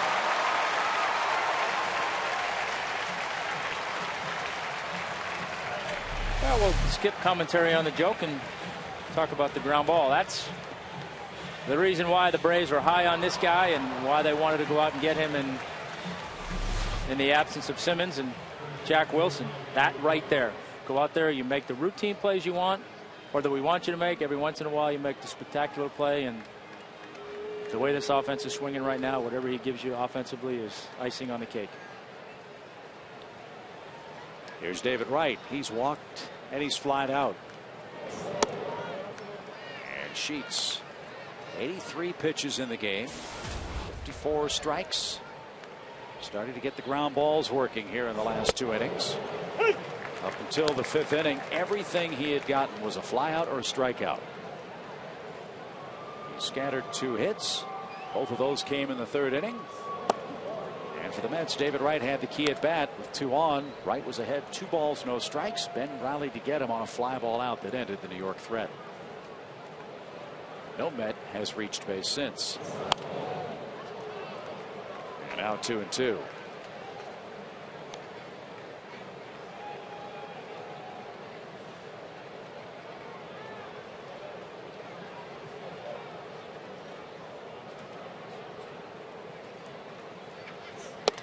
Struck him out at 91. What a debut for Ben Sheets. A 2-hit shutout. And he's set down 10 consecutive men.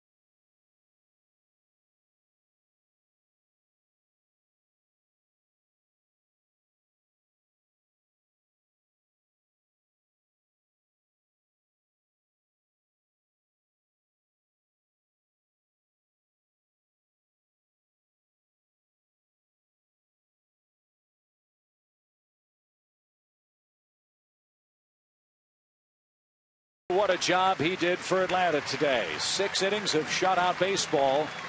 And the Braves bats respond with 6 runs in the 5th inning. And that spells the end of the line for Johan Santana. Santana's really been hammered in his last 2 starts. And he gives way to right-hander Ramon Ramirez. Ramirez on for the 28th time, 2-1 with a 3.82 ERA. Been pitching pretty well since he came off the disabled list. Hasn't allowed an earned run since his return on June the 25th. 95 pitches for Johan Santana, and for the first time, Tommy, since his rookie season, he has back-to-back starts where he's allowed 6 runs or more. Yeah, that's very not typical for a guy like him. And look, those are one of those starts you can go back and beat yourself up over, and it's, well, if this happened, that happened, and unfortunately, for him, in his mind, he didn't get the benefit of a couple calls, and that's what makes it even more frustrating. So Matt Diaz jumps on the first pitch and grounds to short. Otta with the pickup. And 1 man down. As you know, the Braves are honored to host the Delta Civil Rights Game again in 2012. We hope you'll join us as the Braves and Dodgers take the field to celebrate the role Major League Baseball has played in the civil rights movement. Visit Braves.com/civil rights for details, or call 800-745-3000 for tickets. Giannis pops one up behind the plate. That's playable for Tolley. And 2 quick outs. And that indeed does end the line for Ben Sheets. He'll be lifted for a pinch hitter. Juan Francisco will come out and hit.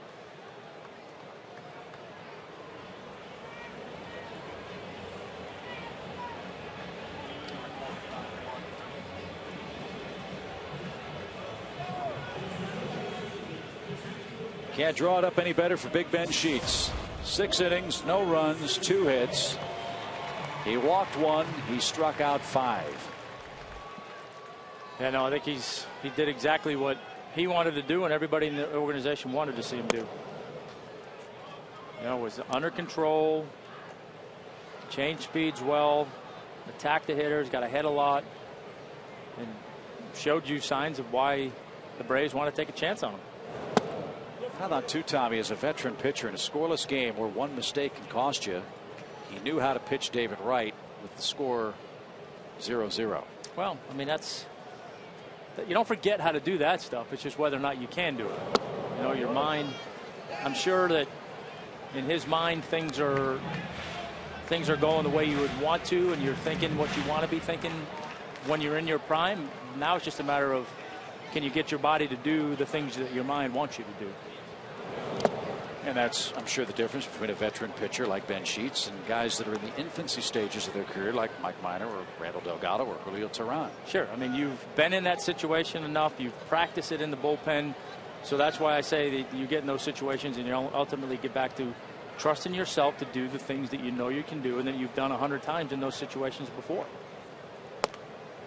When you're a young guy, that's part of the problem. Is you don't have much memory to recall because you haven't been in a lot of those situations.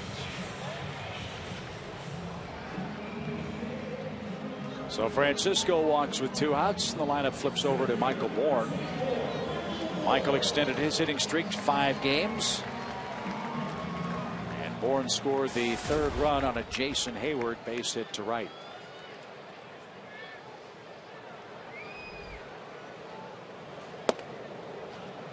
That's up and away, ball 1. Bourne's now scored 63 runs, has 115 hits for the season.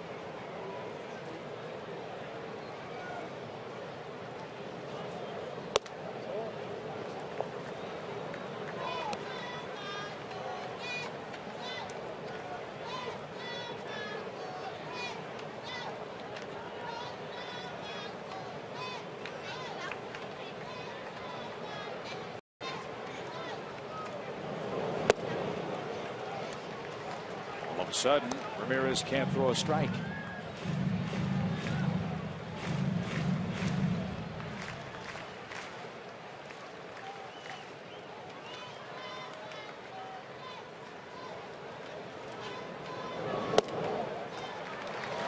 Back-to-back walks. Well, that's something the Braves have gotten a ton of in this series.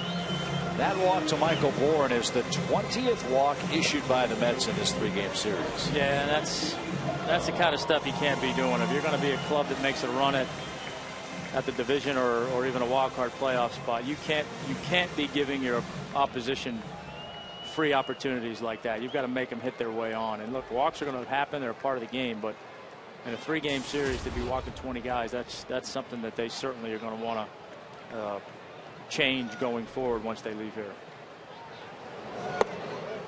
And that's the real question for the Mets. As good as their starting pitching has been, Santana's outing today notwithstanding, their bullpen has been pummeled all year long, and they've talked about a couple of kids in their farm system maybe joining the club sooner rather than later. Zach Wheeler, the kid they got from the Giants in the Carlos Beltran deal, and Matt Harvey, who's their #1 pitching prospect and a first-round pick just a couple of years ago. Both are pitching very well in the minor leagues. Fly ball off the bat of Prado chases Neuenhuis back a few steps. And Kirk has it to retire the side, and that sends this game to the 7th inning. Braves have a 6-0 lead and are trying to sweep the Mets at home.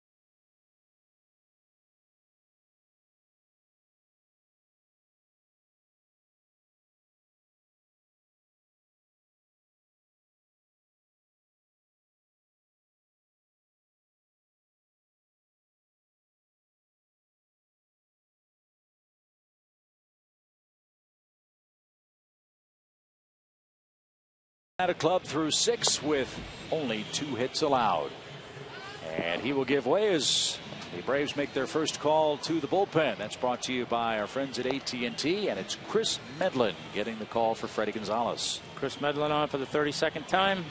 1-1, 2.8 ERA. Pitched here Friday night and pitched well. Pitched a couple innings. Had a walk, 3 strikeouts, no runs. Been doing a nice job for them right here in this situation to try and get things to Eric O'Flaherty and Craig Kimbrell. Ike Davis, the first man out of the chute for the Mets in the 7th. Davis 0 for 2. Then it's Hairston and Neuenhuis. What an unbelievable feeling it must be for Ben Sheets to know that he can do this again and do it at an elite level. Absolutely. I mean, again, all the preparation and everything, you don't ever know until you get out there, and for him to go out there and do what he did today certainly will ease his mind as to whether or not he's capable of doing it. Now the next step is, can you do it often? 1 ball, no strikes to Ike Davis. Again, the last major league win for Ben Sheets, July 10th, 2010. Here's the irony of ironies. It was against the Angels. 6 innings, 2 hits, no runs, 1 walk. He struck out 4. Today he struck out 5. So he almost literally picked up where he left off. Exactly right.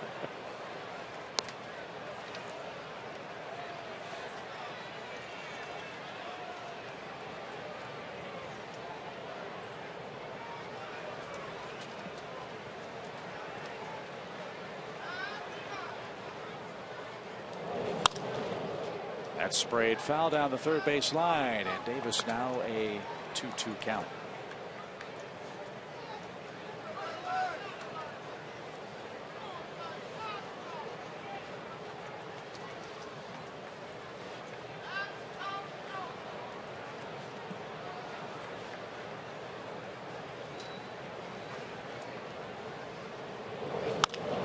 Ground ball to second.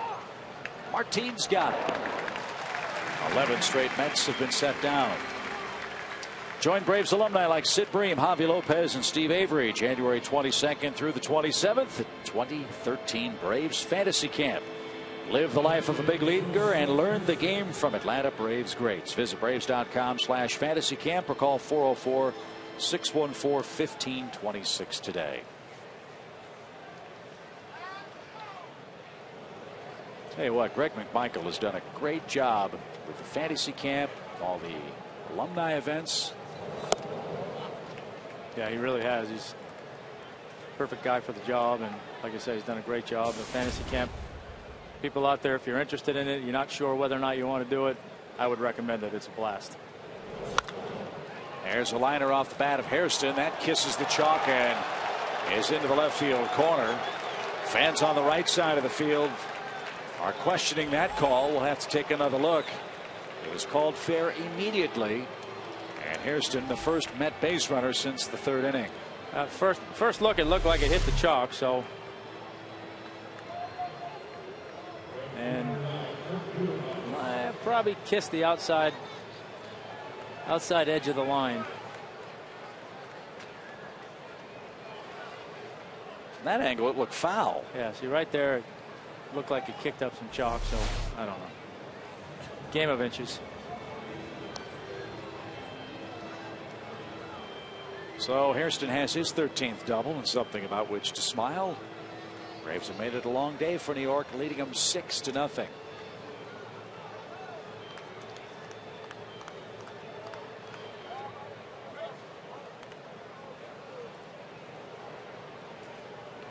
Neuenhuis flied out twice, both to left.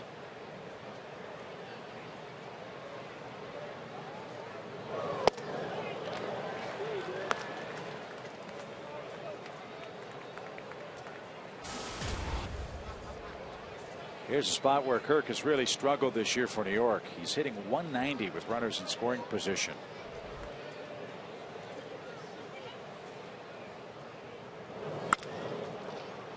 And a one-hopper to second is the second out of the inning. Hairston to third. Torres the hitter.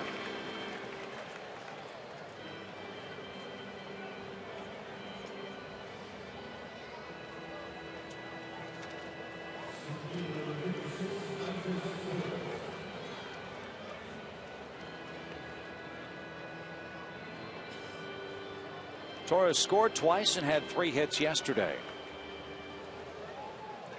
He's 0 for 2 in the series wrap-up today.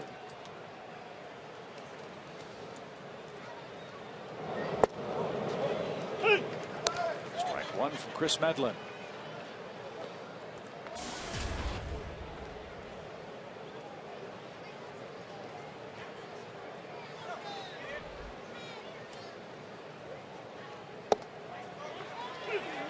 And the fastball, 0-2.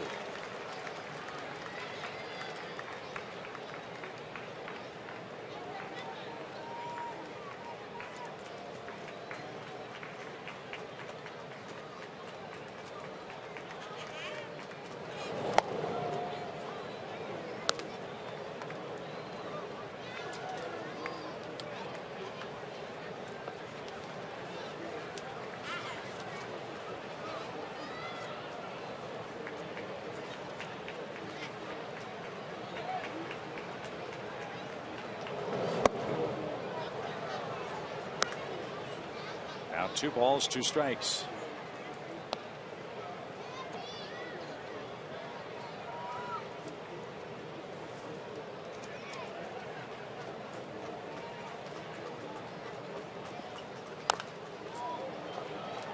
Hey, nice grab in the seats right by the Braves dugout.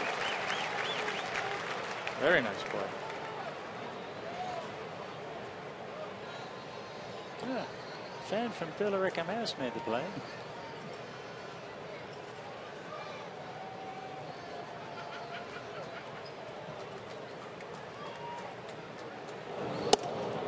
And high and tight fills up the count. Josh Tolley's the Met catcher. He waits next.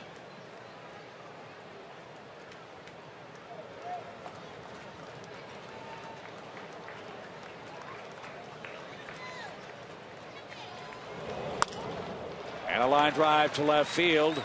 It's a 2-out run for New York. So the Braves lose the shutout bid, but they're winning the game by a 6-1 count. That's now 190 runs with 2 outs for New York this season. They've been good at it. Another one right there. That's a good at bat. Good hit right there. Good pitch by Medlin, and spotted off and drove it into left field. Yeah, remember Torres was down 0-2 very quickly. So Tolley bats. He's 1 for 2. New York with 4 hits now on the day. And a soft fly ball to left will chase Diaz back a couple of steps. Matty's got it. And that sends this game to the 7th inning stretch. Atlanta 6, New York 1.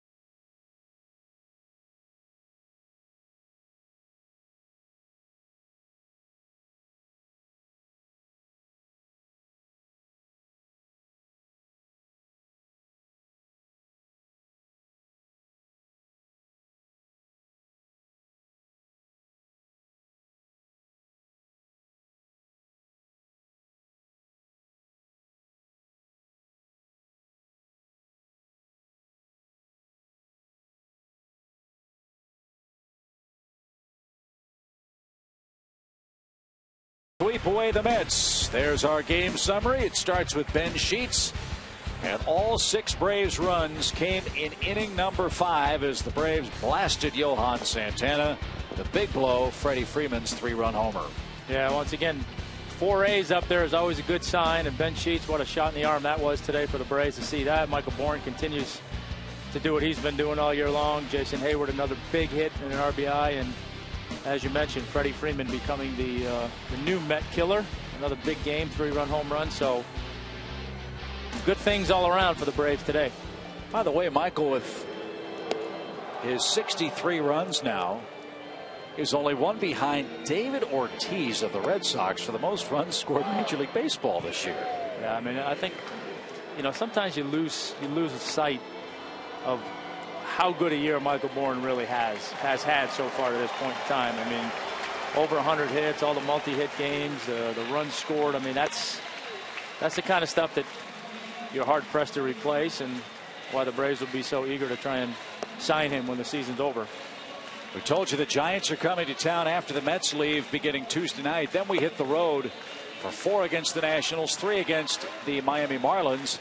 Then the Phillies come to town. That gets us toward the end of the month of July. A 3-game series starting Friday the 27th.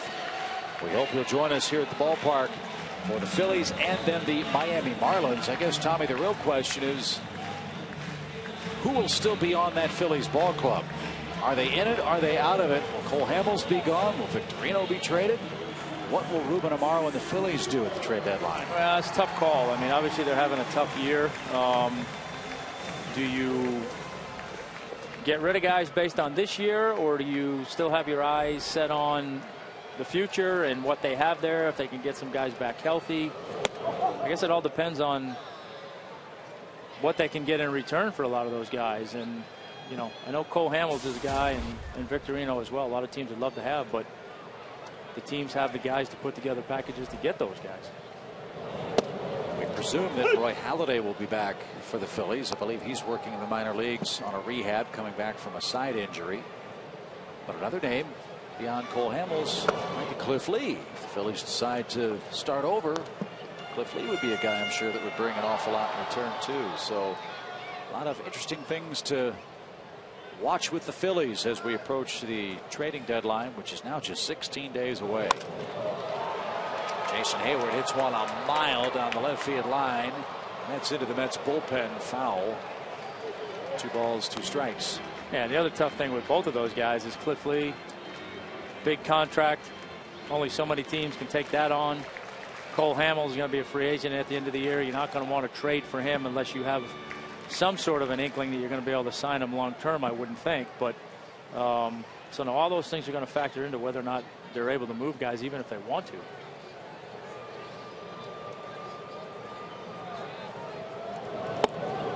I'm sure Braves country would agree with this thought. If they want a clean house before July 27th, that would be just fine with us. Go right ahead.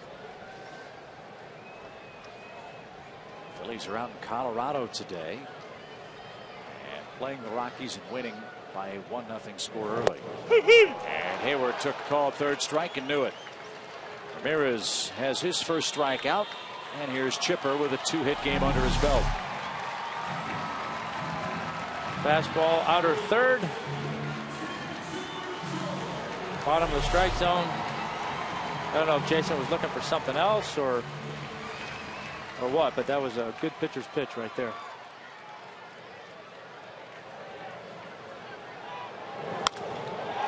Chipper in the air to center. And Torres puts that away. 2 outs. And with Freddie Freeman coming up, it's time for our Coors Light Cold Hard Blast.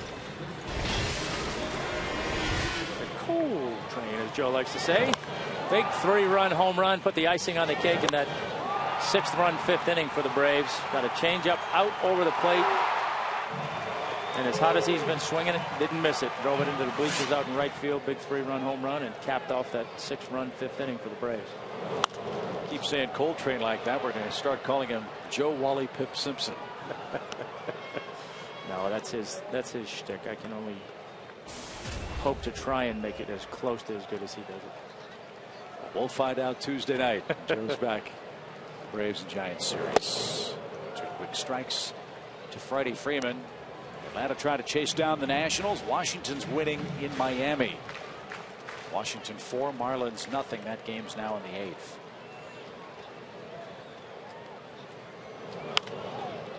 Pop fly left side. Wind pushing that toward the stands. Play. The importance of this series, quite obviously, the Braves want to keep their momentum going, but Tommy, they're putting space between themselves and New York. For a while there before the break, Braves and Mets were flip-flopping 2nd position in the division. Yeah, and that again, that's what you want. Number one, start taking care of business in your own division. And, you know, certainly if you want to try and chase down the division leader, well, you've got to put yourself in a position to be the next team in line. And Murphy at second. Throws out Freddie Freeman, who hustles down the line. 3 out, 3 down in the Atlanta 7th. We head to the 8th. All Braves on a sunny day at Turner Field.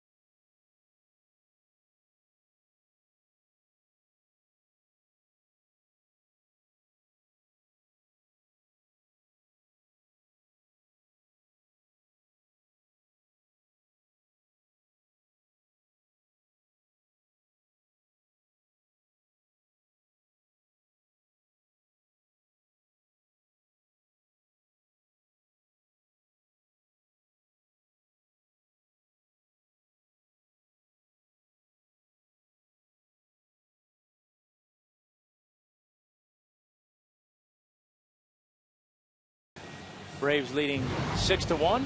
Time for our Coors Light freeze cam, and we're going to spotlight 2 pitches.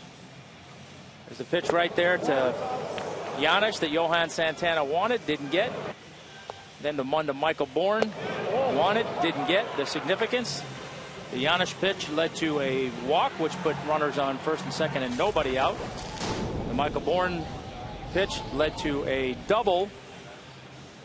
The Giannis pitch, I think, was one that Santana had a beef on. The one to Michael Bourne, I think, was more, hey, you called that earlier in the game, why didn't you call that one? But the significance of the two, had he gotten the strikeout on Giannis, that even with the Michael Bourne double, that would have made it a 1-0 game, a 1-run inning, rather than what ensued and turned into a 6-run inning.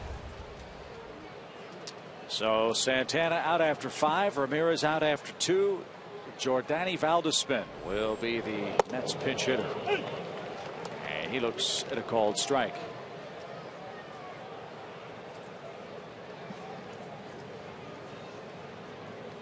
Valdespin hitting .263.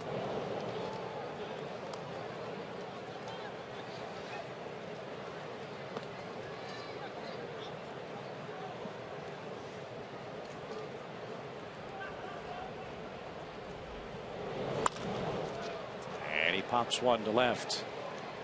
Interesting note on Valdespin. Brian Jordani is his favorite major league player.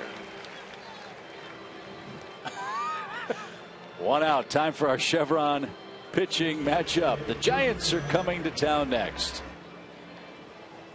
Off day tomorrow, Tuesday night. Barry Zito, Jair Jurgens. Zito having a decent year. Kind of turned things around a little bit. And Jair Jurgens certainly has pitched well for the Braves since coming back from his days in AAA and working on some things. He's done a nice job and given the Braves good opportunities to win the ball games when he's been out there. Yeah, Buster Posey will be back for San Francisco. Remember, he missed most of last season with that horrible leg injury he suffered against the then Florida Marlins. And Atlanta will have to find a way to contain Melky Cabrera, something no other team in the National League has really been able to do. Cabrera's having an MVP caliber year for the Giants this season. Well, as we were talking about, that All-Star game was when I started doing the whole Twitter thing. Can't tell you how many tweets I got from Braves fans saying, where was this when Melky was here? I mean, just don't ever know. I mean, we talk about it all the time. Well, you know, trades for guys and how change of scenery sometimes will do things. Well, you know, he didn't do it here. He didn't do it in Kansas City, but something's clicked for him in San Francisco. And good for him. Yeah. I mean, look, you know, players want to do well. Everybody wants to go out there and have great years and do everything they're capable of doing. But unfortunately, it doesn't happen a lot. And you know, that's the worst feeling in the world when you're going out there trying to do your job and you're not able to. So, you know, he stuck with it, stayed after it. And like you said, good for him. Cabrera comes in, or will come in, second in the National League in batting average and first in hits. He has 6 more than Andrew McCutchen of the Pirates, who, by the way, is having an amazing year for the Buccos. MVP conversation for him, and rightly so. Tejada pops one up right side. Freddie Freeman gives chase, but won't have a play. And we'll do it again at 1-2.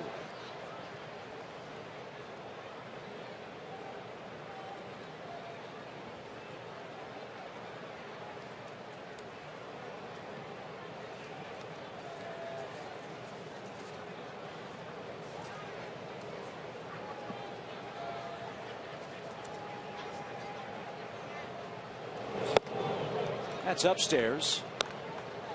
And count 2 balls, 2 strikes.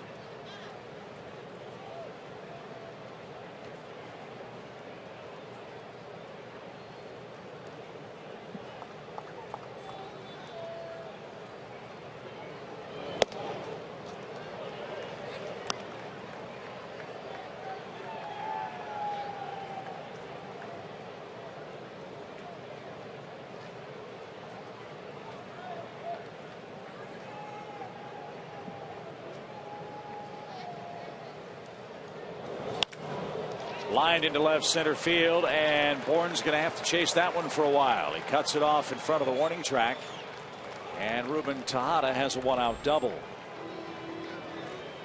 Third hit allowed by Medlin in an inning and a third. And now Daniel Murphy comes up for the Mets.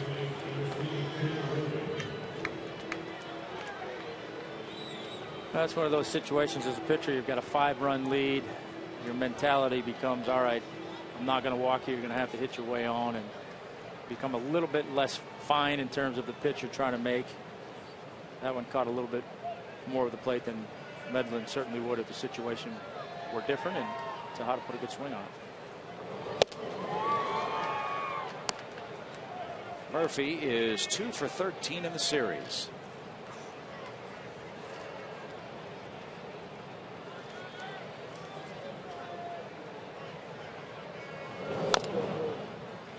And now faces an even count. You know, going back to the conversation we're having too about the Braves and the Mets and the whole wild card thing and everything else.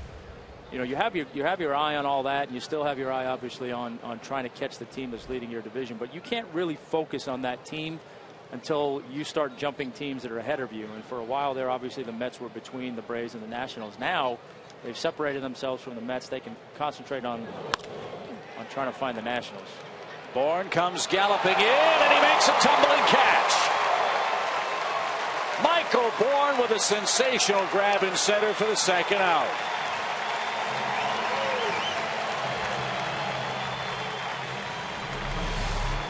Well, he does it as well as anybody in the game, coming in on that lazy fly ball, looping line driver.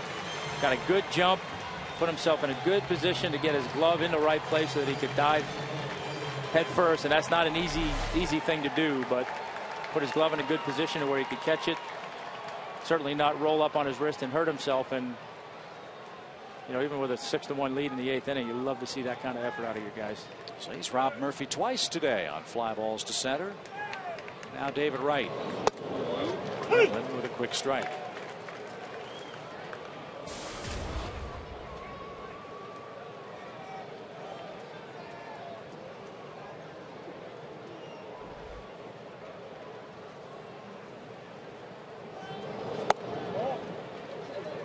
That one just missed.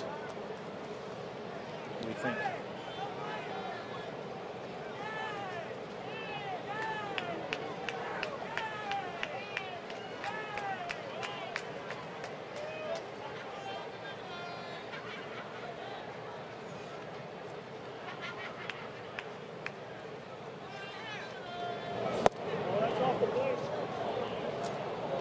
Going outside, I suppose. 2 balls and a strike.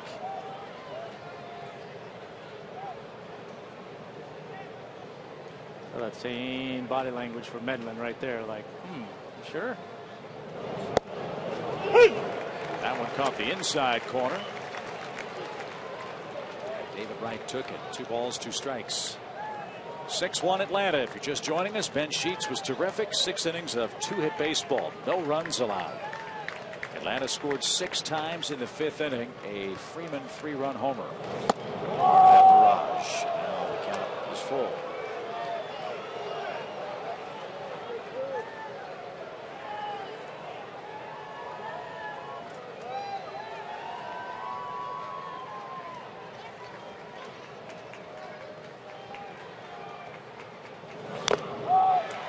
Ouch.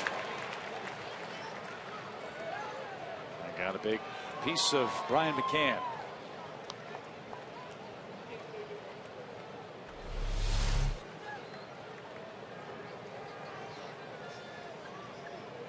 Hey, right off the toe.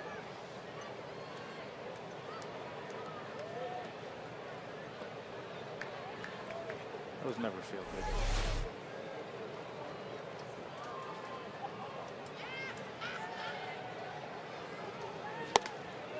And David Wright walks. He looks back to make sure. And the Mets inning continues with 2 on and 2 out. Last thing Chris wanted to do with a 6-1 lead, and that might be the last man he faces. Freddy Gonzalez is making his way to the mound. He does have the bullpen working and a left-hander up and throwing. And let's see, Freddie will indeed take the baseball. So Medlin goes an inning and 2/3. He's allowed a run, 3 hits, and a walk.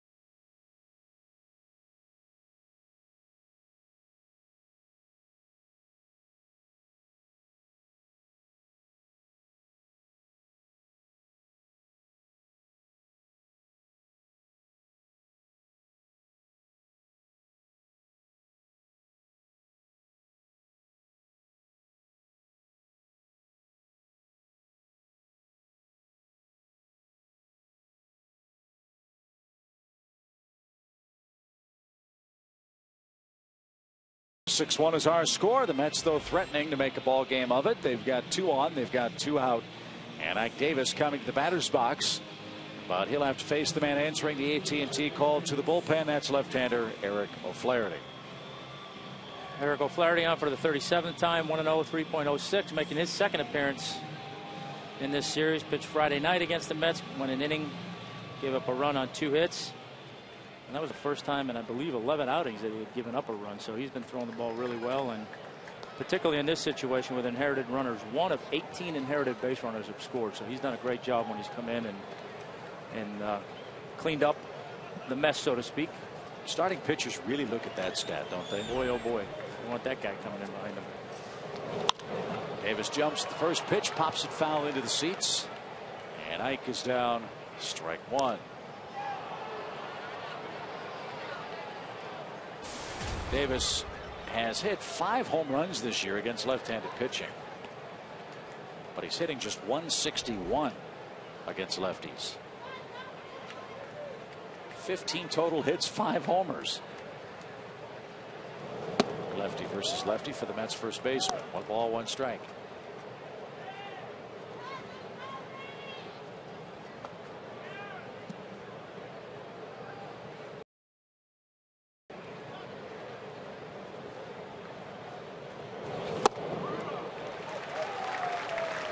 Oh, that was a good pitch. 1-2.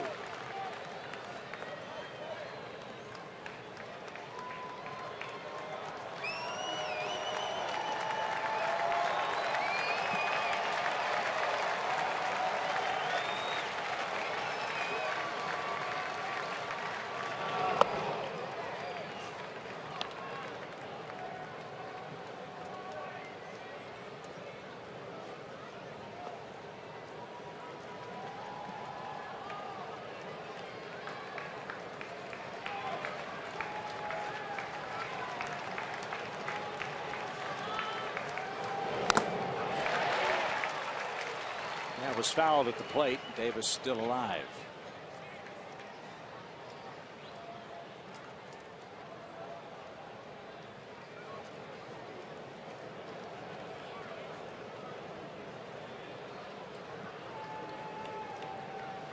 Ben Sheets, one of the stars of this game. 6 shutout innings.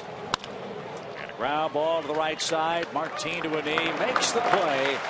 And Eric O'Flaherty's retired, or stranded, I should say, 19 of 20 inherited runners. He continues his good work, and the Braves are on their way at home.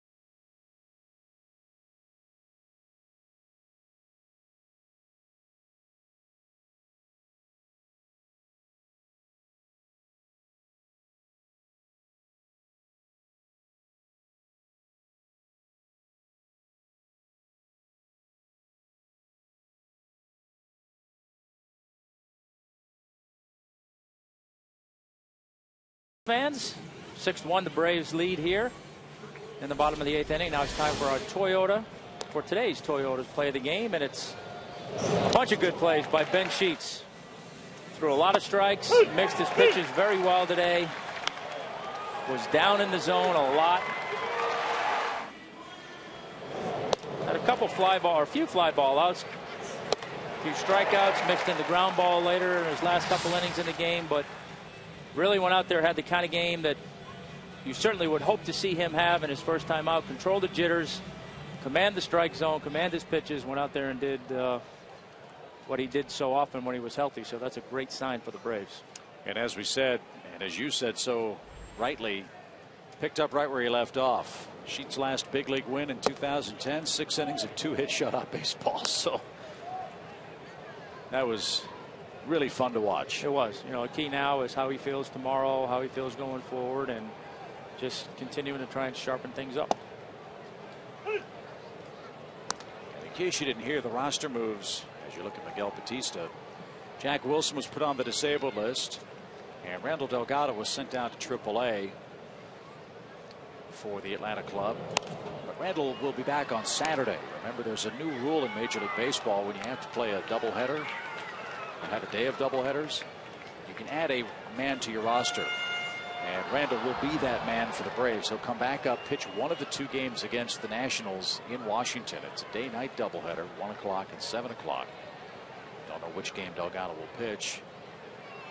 And then by that time, you'll have another start from Mike Minor. You'll have another start from Jair Jurgens. You'll have a start from Delgado. And the Braves will then evaluate which 2 guys they'll keep in this 5-man rotation.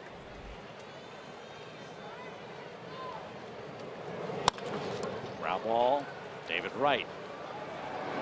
Can hits one into the shift that time, and he's out 5-3 and has a 1-for-4 day at the plate. 1 out in the 8th. See, that is a new rule, and one that I don't know all the ins and out of, but I'd be curious. I know in years past, when you sent the guy down, he had to stay down for a certain period of time unless there was an injury at that position that he was sent down from. It enabled you to call him back up if it was inside that window. Now I wonder if with this new rule would they be able to keep Randall in the big leagues if they wanted to, even though it's such a short period of time, or would it be still have to be outside that window? That I don't know. That's a good question. I wonder if it applies differently to starting pitchers as opposed to position players. That's a question we'll have to ask Frank Wren after the ball game, and we'll try to have an answer for you either by game's end today or Tuesday against the Giants. Here's Matt Diaz, the Braves left fielder, has doubled and scored in his 3 trips today. Matt just continues his great work against Santana. 19 for 38 now in his career against one of the game's elite pitchers.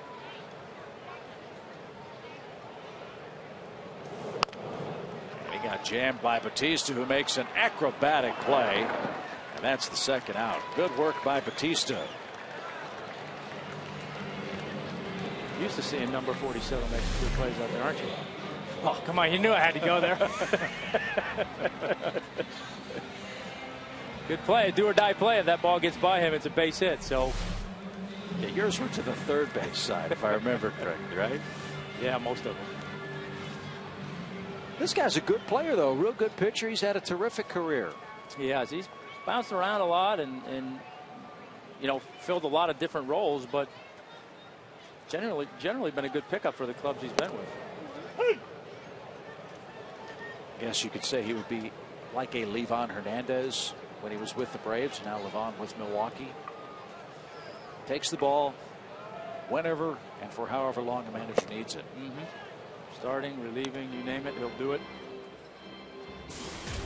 Hey, we've got action down in Miami, by the way, where Washington leads the Marlins 4-0.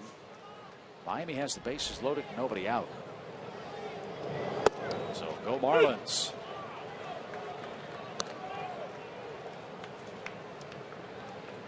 Miami could come back and win that game, and the Braves take care of business here. They'd be 2 games out heading to the off day. That would be nice.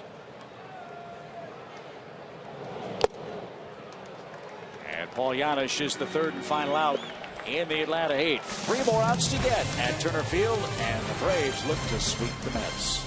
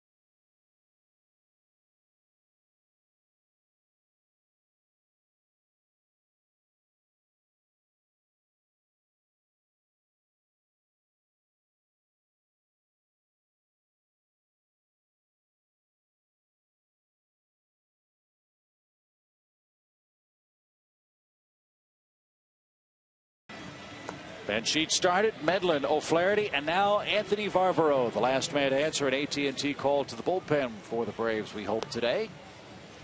And Anthony will have the middle part of the Mets order due for Terry Collins. On for the 9th time on the year. Pitched yesterday, won an inning, gave up a hit, 2 strikeouts. Good opportunity for him to get back out there. Back-to-back days with the off day. Give the back end of this bullpen a little bit of a break. Be good and rested going into the San Francisco series. And that series tips off Tuesday night. Jair Jurgens and Barry Zito get things started at 7 o'clock. If you haven't made your plans, we hope you'll join us. 2 night games, then a day game on Thursday afternoon. Then it's off to Washington for 4 games, then 3 down in Miami against the Marlins. Scott Hairston leads things off for New York. He's the lone Met to score today. And Anthony's got a good arm. He shows it off. First pitch fastball strike.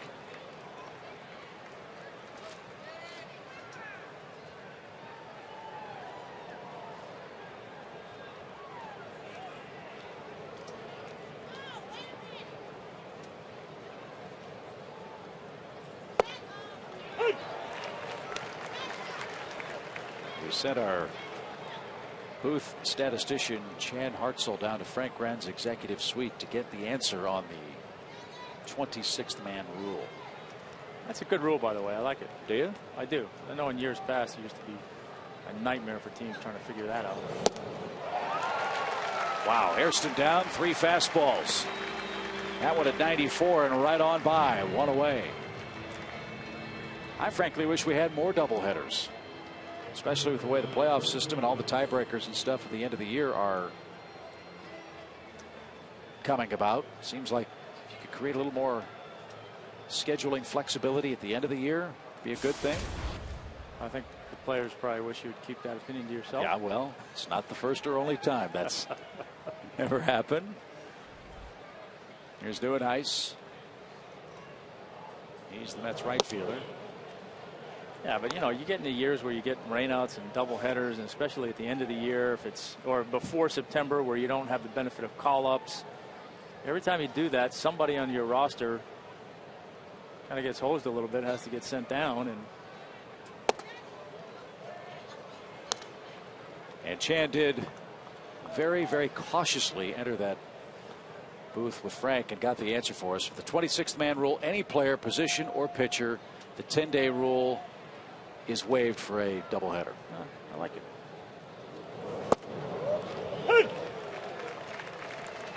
Just how Chan kind of tiptoed out.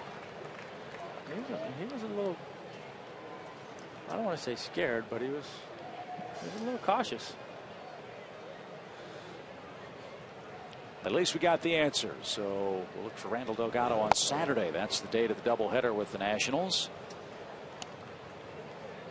And who knows if the Braves continue their good play, first place might be on the line in that series. Certainly hope that'll be the case.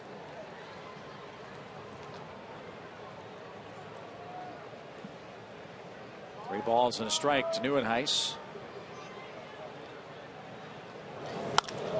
And a fly ball pretty well hit left center. Diaz going back, still going, checks the wall, and he makes the catch.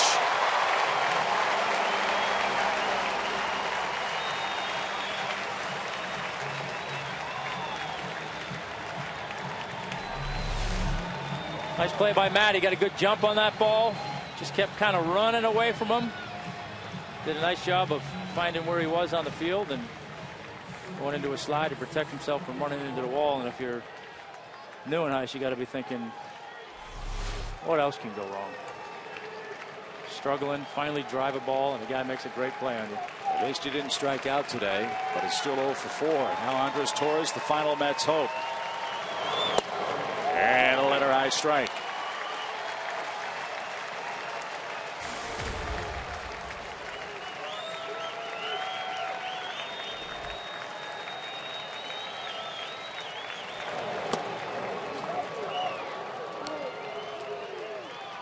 One more out to get, and the Braves will be over 500 at home. And They'll move to 2 games above 500 within the Eastern Division. And we'll have to wait another hitter for that to happen, as Torres goes the other way with a 2-out hit. He's 2 for 4.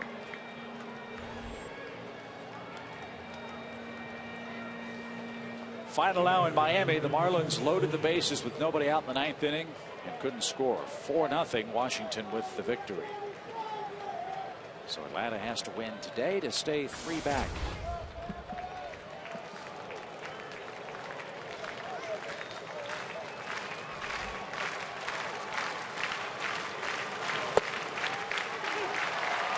Strike 1 to Tolley.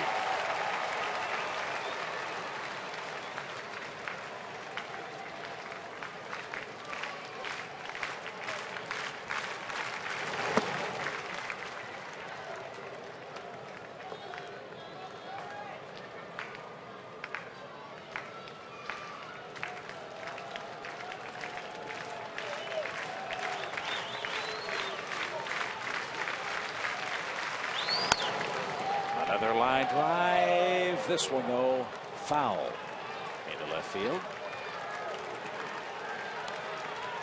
Now the Braves are 1 strike away.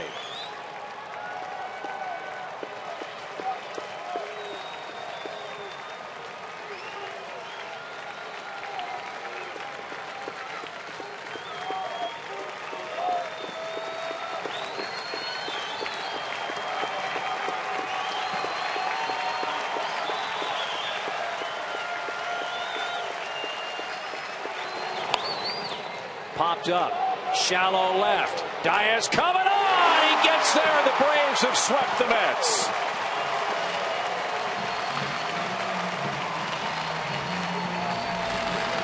How sweet must that feeling be for Ben Sheets? Back in the win column for the first time in 2 years. Well, I think that smile says it all. Great feeling, and I'm sure he's going to enjoy this tonight and look forward to getting back to work and get back out on the mound. 6-1 our final score from Turner Field in Atlanta, and we'll have more right after this.